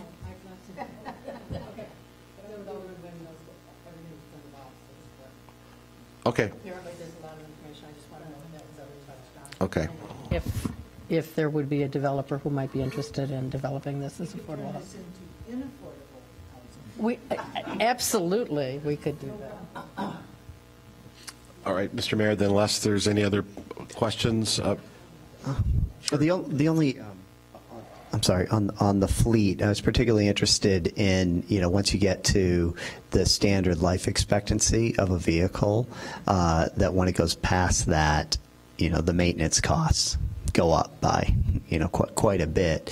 One thing to look at as a measure, and we know that we have taken vehicles beyond what that normal life expectancy is.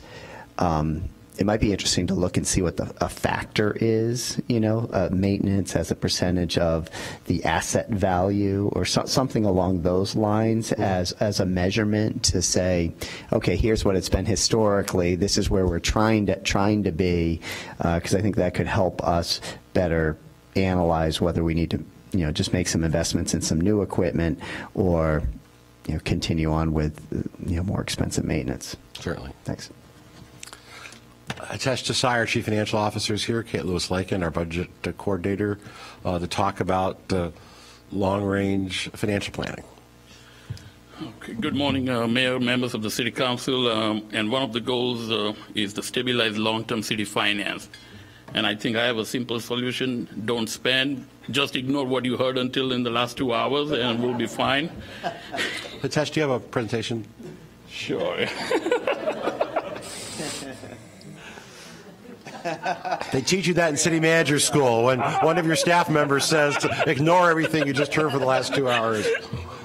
You wave your arms and distract another way. Let's get to the real, So moving down to the stabilized long-term city finance. Obviously, every community, including Evanston, we deal with this one, and that includes the long-range planning too. So we came up with some of the big items, which could be a part of how we can stabilize long-term city finance. First one is property tax, which is an important thing, Almost 20% of our revenue comes from the property, single largest source of revenue for almost every community. Second thing is diversify and expand revenue to meet the needs. We can't just keep on increasing or installing or instituting the new fees and revenue. We got to that revenue base, we got to expand that, diversify those things. Long-term financing decision, and I think you heard a lot about that, investing in infrastructure and facilities, make the wise decisions about those things. The fourth one is the long-range citywide financial planning. Later in the slide, you would see we have listed a few cities, and I think the Kate Lewis Larkin will go over one of the cities which have at least to give you a brief overview of what they are covering. And finally, prepare for the state government. In the last few years, we had the things where our finances were impacted by the state government decision. We get the sales tax revenue, which is, I think, the second largest, and followed by income tax, which is the third one. Those were affected by the state government decision. So that's kind of one of the important things as a part of stabilizing the long-term city finances. Stabilized finances, first point is the property tax. Yes, we can levy the power as a home rule community. So just to kind of let you know, yes, we are a home rule community, so we can levy what our needs are. But at the same time, then we have to look at it, okay, what's the city share as a percentage of the total tax bill? Because whenever there's a property tax bill or when there's a jump in the tax bill, obviously the resident feels and asks the question to the city, okay, why did it go up? But then, so that's the kind of, we try to bring it up or put it on the website, say, okay, city share right now is only 16% of tax bill. Almost 70% of the tax bill goes to the school districts. So that's one of those things. Tax to the EAV ratio, where we stand in terms of our EAV, which is, total equalized assessed value. And what is our tax levy? So that's an important thing, too, when we compare with some of the other neighboring communities or some of the other comparable communities outside of our neighborhood. Debt to EAV ratio, some of the rating agencies and some of the other, outside agencies, they look at these things, too. Okay, you have this EAV, what is your debt outstanding? Which you levy on the thing. So obviously that excludes the debt paid by the TIF funds or water sewer funds or any enterprise funds. And finally, just to have a TIF, not part of the general EAV. So when we do good with the TIF, EAV goes up, obviously that takes away your general EAV. So that's, we have to kind of, obviously, right, the Washington National closing, we have only right now 100 million, I think, right around that in the total EAV for the TIF district. So it's not a big compared to our total EAV of almost $2.7 billion, but it's just one of the factors to kind of keep in mind. Stabilized financing, the second point is to diversify and expand revenues, expand the revenue base through economic development. Yes, can we bring in the retail, commercial and industrial development if it fits in our rules, regulations, planning, zoning code and whatnot. So that's one of those things. Smart use of TIF incentives, a lot of communities make a good use of that, So that's one of those things, and I know the city of Evanston has been doing a great job with the TIFs and the use of the TIF incentives. Annual review of fees and taxes. This is a good one, we have to look at our neighbors. We have to look at our comparable community, where we stand, what is the economic environment, whether the residents or business can afford to pay these things if we increase there or if we institute new fees or taxes. So that's kind of an annual review. And the last one is realignment of some of the fees and taxes with a minimum direct impact on residents.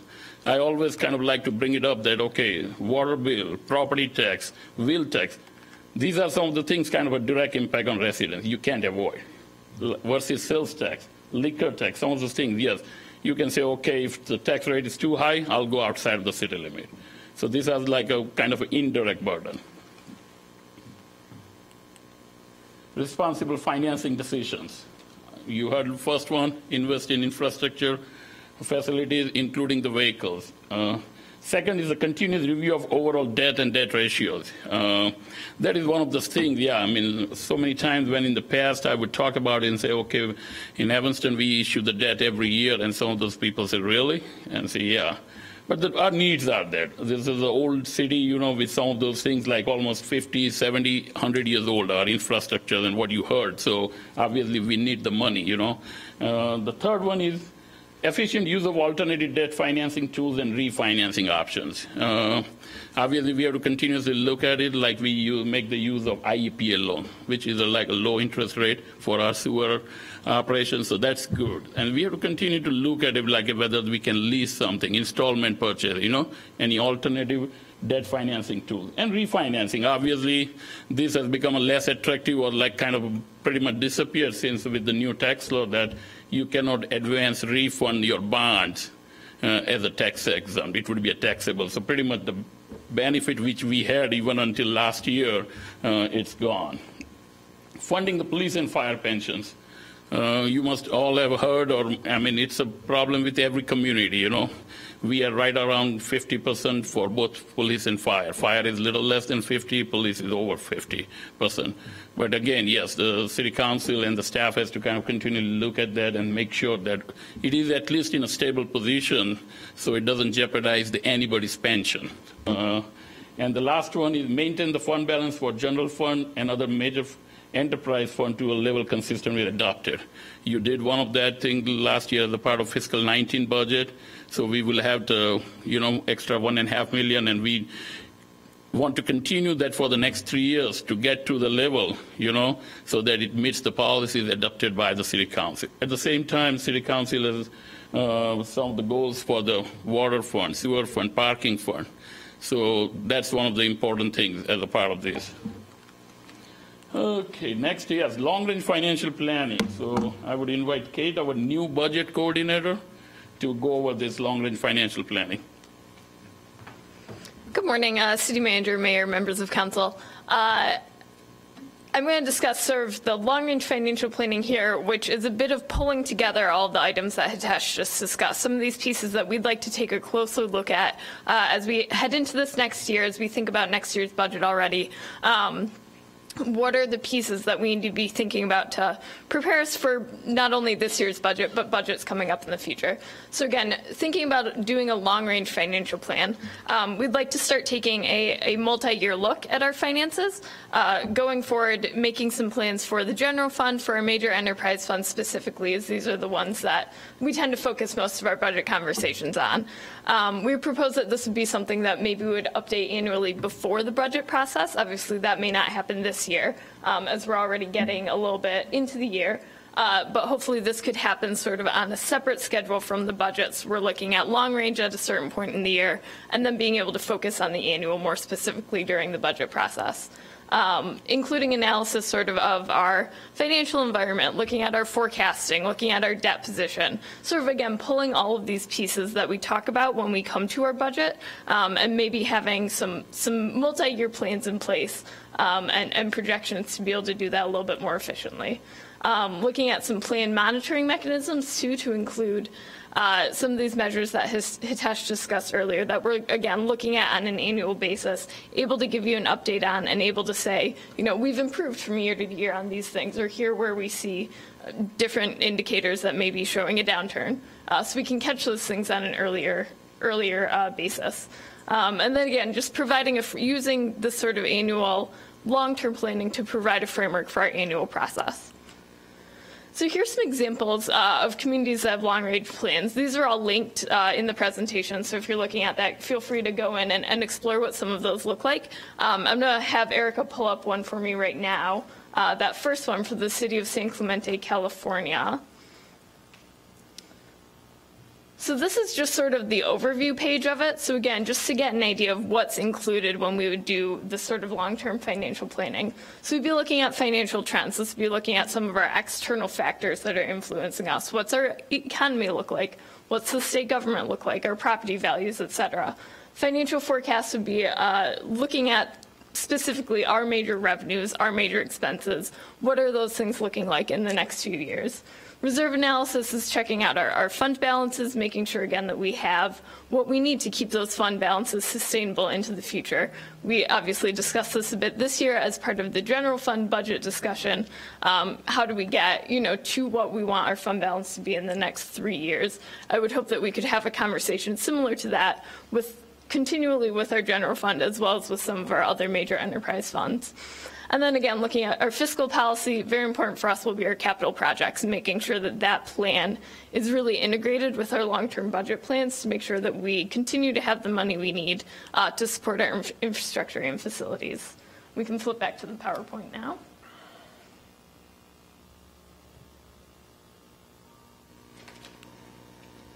And then one last item to discuss related to the stabilizing finance goals is talking about the state government and what may be happening at that level. Of course, with the new governor, there are a lot of unknowns still. We're not sure, what all may happen in next year's budget and the year after that. The place where we're most dependent on the state government decision is in our income and our sales tax revenues. Those are two big revenue sources in our general fund, and they are almost completely controlled by the state on that area. So part of being prepared for any changes that might come is budgeting those conservatively, is reducing our revenue, reducing our reliance on those revenue sources into the future.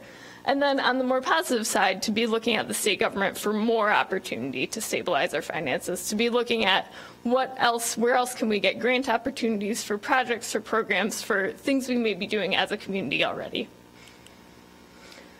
One slide we're going to discuss briefly here, we worked with Kumar, who is also here today, on looking at CARP and how some of those plans fit in with the goals that you all have discussed to be the major city council goals. Again, you have said that CARP is something you want to sort of embed within these other goals and making sure that we are sustainable and resilient as a community sort of across the board. So we brought up a couple of these to just kind of keep our eye on, and that would have a relation to our long-term city finances. So looking at our energy management, our purchasing strategy for facilities and for vehicles, looking at options available for creating a municipal alternative for electric supply, and then also looking at developing a stormwater utility. So you'll hear more about these on Monday night's discussion at the Human Services Commission about CARP goals specifically. But again, we wanted to bring these in and mention that these are all connected, right? When we think about sustainability, we are also, that will impact our finances in the long term. And we make sure we're both funding our sustainability needs and using our sustainability needs to support our finances in the long term. This final slide is just a number of measures that we currently look at that we would propose bringing to you more often and maybe discussing a little bit more often as we go forward in thinking about how we track our finances better into the future. Some of these are connected to, again, sort of our financial position, our EAV, our debt position, et cetera, whereas some of them are connected to our annual spending, our efficiency as a government entity. And that wraps us up. So I will bring Hitesh back up to answer questions. Thank you. Okay, thank you, Kate, and thank you, Hitesh. We're going to open it for questions and comments. Alderman Fisk. Hitesh, could you go back to the slide, the economic development slide?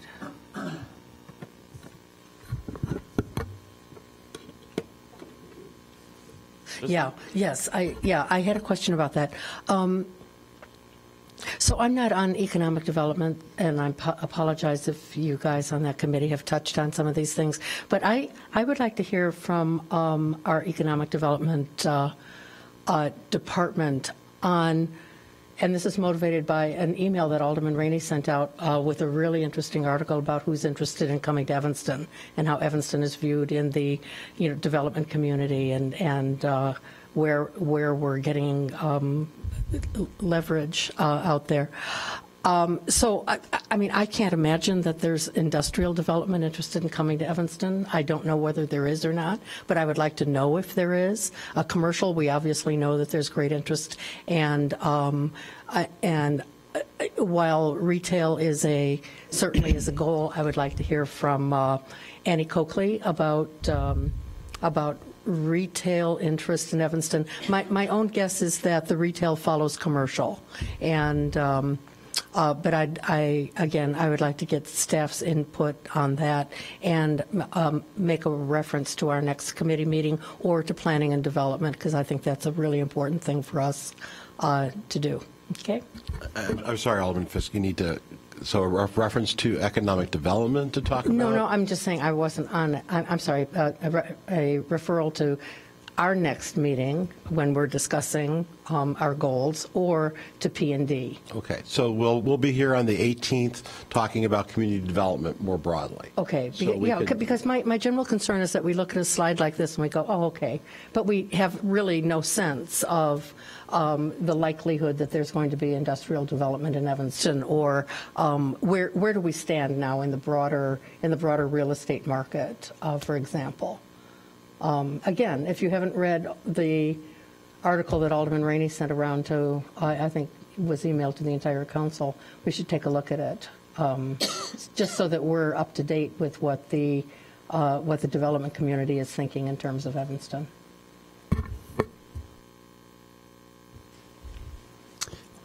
You know, you and I have talked about this before, and I've talked to the city manager about it. I'm interested in this idea that, you know, we have an old economy taxing structure in a new economy. In other words, the economy is changing, and we've, you know, built our tax structure around sort of the old economy. And I'd love to see an analysis, and I don't really feel like I've seen it historically, taking our different revenue sources, okay, and really talking about, okay, here's this revenue source. And again, if I just use real simply the sales tax, and I remember what Alderman Wilson said, you know, I don't know, 6 months ago, I thought you did a really good job of laying it out, that it's basically stagnant, yet we've had all of this, you know, additional commercial development downtown. And so what's going on here? And that's a great example, right? And I think what the council did in terms of rideshare and saying, hey, that's part of the new economy, didn't exist, and here we are with $500,000 or more that we're generating in revenue there. And I think that's appropriate. So I think we could benefit from that kind of, you know, real analysis. I'm still interested in this whole Supreme Court decision on the Wayfair decision about sales tax, because one of the reasons it was stagnant, even though we were adding Target and all of these others here, is that more and more people are shopping online. The Wayfair decision now says, okay, you need to pay, and here's where I'm still unclear, and if somebody up here knows the answer, I'll take it. If I'm the retailer and I'm selling online, am I just paying the state sales tax, of which Evanston just gets, you know, 1 point of that 6%, or are they paying the 10% that they would be because it's coming to Steve Haggerty and I bought something on Amazon, for instance, or Walmart.com, and it's coming, you know, to my house? They're paying the 10%, and then Evanston's getting, you know, the 2 points. Right. So, I mean, it's a good point, Mayor. And I think the couple of things about the Supreme Court decision, at least I think the IML came out with the estimated revenue to each community. And we had just like around 100,000 estimate. And why? Well, it was our portion of the state share. Right. So we would get like incremental revenue because all the communities were like kind of excited, okay, we would get, and so they came out with the estimate. Why is like around? Their estimate for us with this Supreme Court decision was that we'd only basically be getting $100,000. Right. And the reason is this. Some of those retailers, like Amazon, when you buy from Amazon used to charge the sales tax and remit to us. Now, to clarify, it only gives us a state share, not the local tax. So we get 1% out of 6.25%, which is the regular sales tax. So we get only 1% of that. We don't get home rule sales tax portion. So Amazon or Apple or some of the retailers were already doing it. When you have this kind of retailers situated outside of the state, it's considered the use tax. So it goes into the use tax. So our use tax revenue has gone up. Like in 18, we would beat the budget. So it's like a couple of 100,000 more than, and that's one of the reasons. Again, going back to the Amazon has hundreds of local or thousands of local retailers, I mean the independent sellers. They don't still collect the tax and remit to us. And it's up to them. At the same time, Illinois State, at the Assembly, they have to take the action and make it that, okay, effective so-and-so date, we would like all the retailers to comply with this. But it's like, yeah, that's why we are way off, and I don't think we would ever get like thousands of retailers on the Amazon website, the independent people, that they would ever collect the sales tax and remit to the local municipalities. So we'll see, yeah. But that's one of the reasons. And the other reason, as I mentioned, it has gone to the use tax portion, not the sales tax portion, because they are situated out of the state of Illinois. And so our use tax revenue has like a couple of 100,000 over the budget for 18.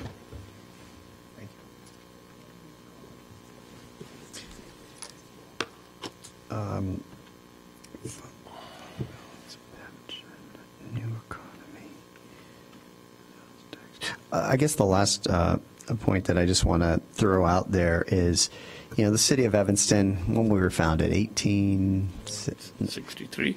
1863. Come on, you guys. I'm just testing you here a little. Right there. You know? I got 1892. I'm going with 1863 because it's right behind me. So 1863 we're incorporated. We have been doing budgeting annually ever since that time. And, you know, unlike, you know, a relatively new business where, you know, you may not be clear on what your revenues are going to be. And even though we, you know, are based on the economy and things can fluctuate, you know, I'd really like to throw out the idea that we consider whether it's time to do a 2-year budget for Evanston instead of doing this annually. The advantage I think what that would mean is if we moved in that direction, we certainly need to make sure that our city manager's office is doing a good job reporting quarterly to the city council where we are, because it means we may have to make an adjustment here or there when you're doing 2 years. But I think what it does is it gives people a little more certainty, okay, and it gives the council and frees the council up to really focus on some of these key goals that the council has, and I think that could be really beneficial to the community. I believe there are others out there. I don't think we'd be, you know, the first to do something like that. But I'd really be interested in having the city manager's office, you know, think about that and giving us some thoughts. Alderman Sufferman. Sure, Hitesh, if the council were to entertain asset sales, what's the most effective use for that revenue? In terms of stabilizing the city's finances long term? I mean, if you hear the different people, you would hear different things. Like you must have heard from both the pension funds. I think Mayor has heard, or you as a council, like, yeah, that, okay, let's sell one of the garages and give the money towards the pension fund. So, yes, I mean, it is up to the city council to make the decision considering all those, like you see the whole list of, like, you know, investment needed in the infrastructure, facilities, and the vehicles. So, I mean, if you're talking about like a one-time revenue hit, what would you, in your opinion? I would go with the infrastructure. Okay. You would go with what? Infrastructure investment, yeah. Like, yeah. Mm-hmm. Mm-hmm. Okay. Thank you. Thanks. Okay. All right. Great. Thank you. And just a couple final comments. First of all, Kumar Jensen, our newly titled Chief Sustainability and Resilience Officer, has been here and has been working with the team on these issues. He will be at Human Services on Monday night to walk through the beginnings of a work plan. So those components will be added as appropriate to the council's goals. So that is in process per your direction. So our plan then next is to come back to you on Monday, March the 18th with 2 items. One will be the discussion of the community development and job creation citywide goal. Ms. Leonard and her team will be here with that presentation. We'll talk more about the What's Work Cities initiative and how that can help us with data gathering. Today is Open Data Day. I don't know if you all knew that or not, but governments all over the world are having discussions very similar to this, how to take data and better manage government. I looked online this morning. There were groups in Africa and in Europe and in India working on that, and we're getting started on the East Coast of both the United States and Canada. So these are all discussions we are not alone in having. So we will talk more about our piece of that on the 18th of March. We'll then come back to you on the third Monday in April on the 15th. We'll have a presentation regarding the equity goal. And then on the 29th, you have scheduled a meeting to talk about affordable housing. So we'll have that, plus we'll have a draft document that kind of brings all this together. So hopefully not long after that, this will be adopted and done, and we'll move forward with implementation. So, Mr. Mayor and members of the council, thank you for your willingness to gather this morning. Excellent discussion, great observations and feedback, and we'll take that and continue our work. Great. Thank you. I don't believe we have executive session tonight. We also don't today. I know. Thank you, Clerk Reed. We also don't have call of the wards, but I will say, are there any aldermen that just have any announcements that they do want the public to know before we adjourn? Okay, seeing none, is there a motion for adjournment? Second, all in favor? All right, thank you everybody for coming out.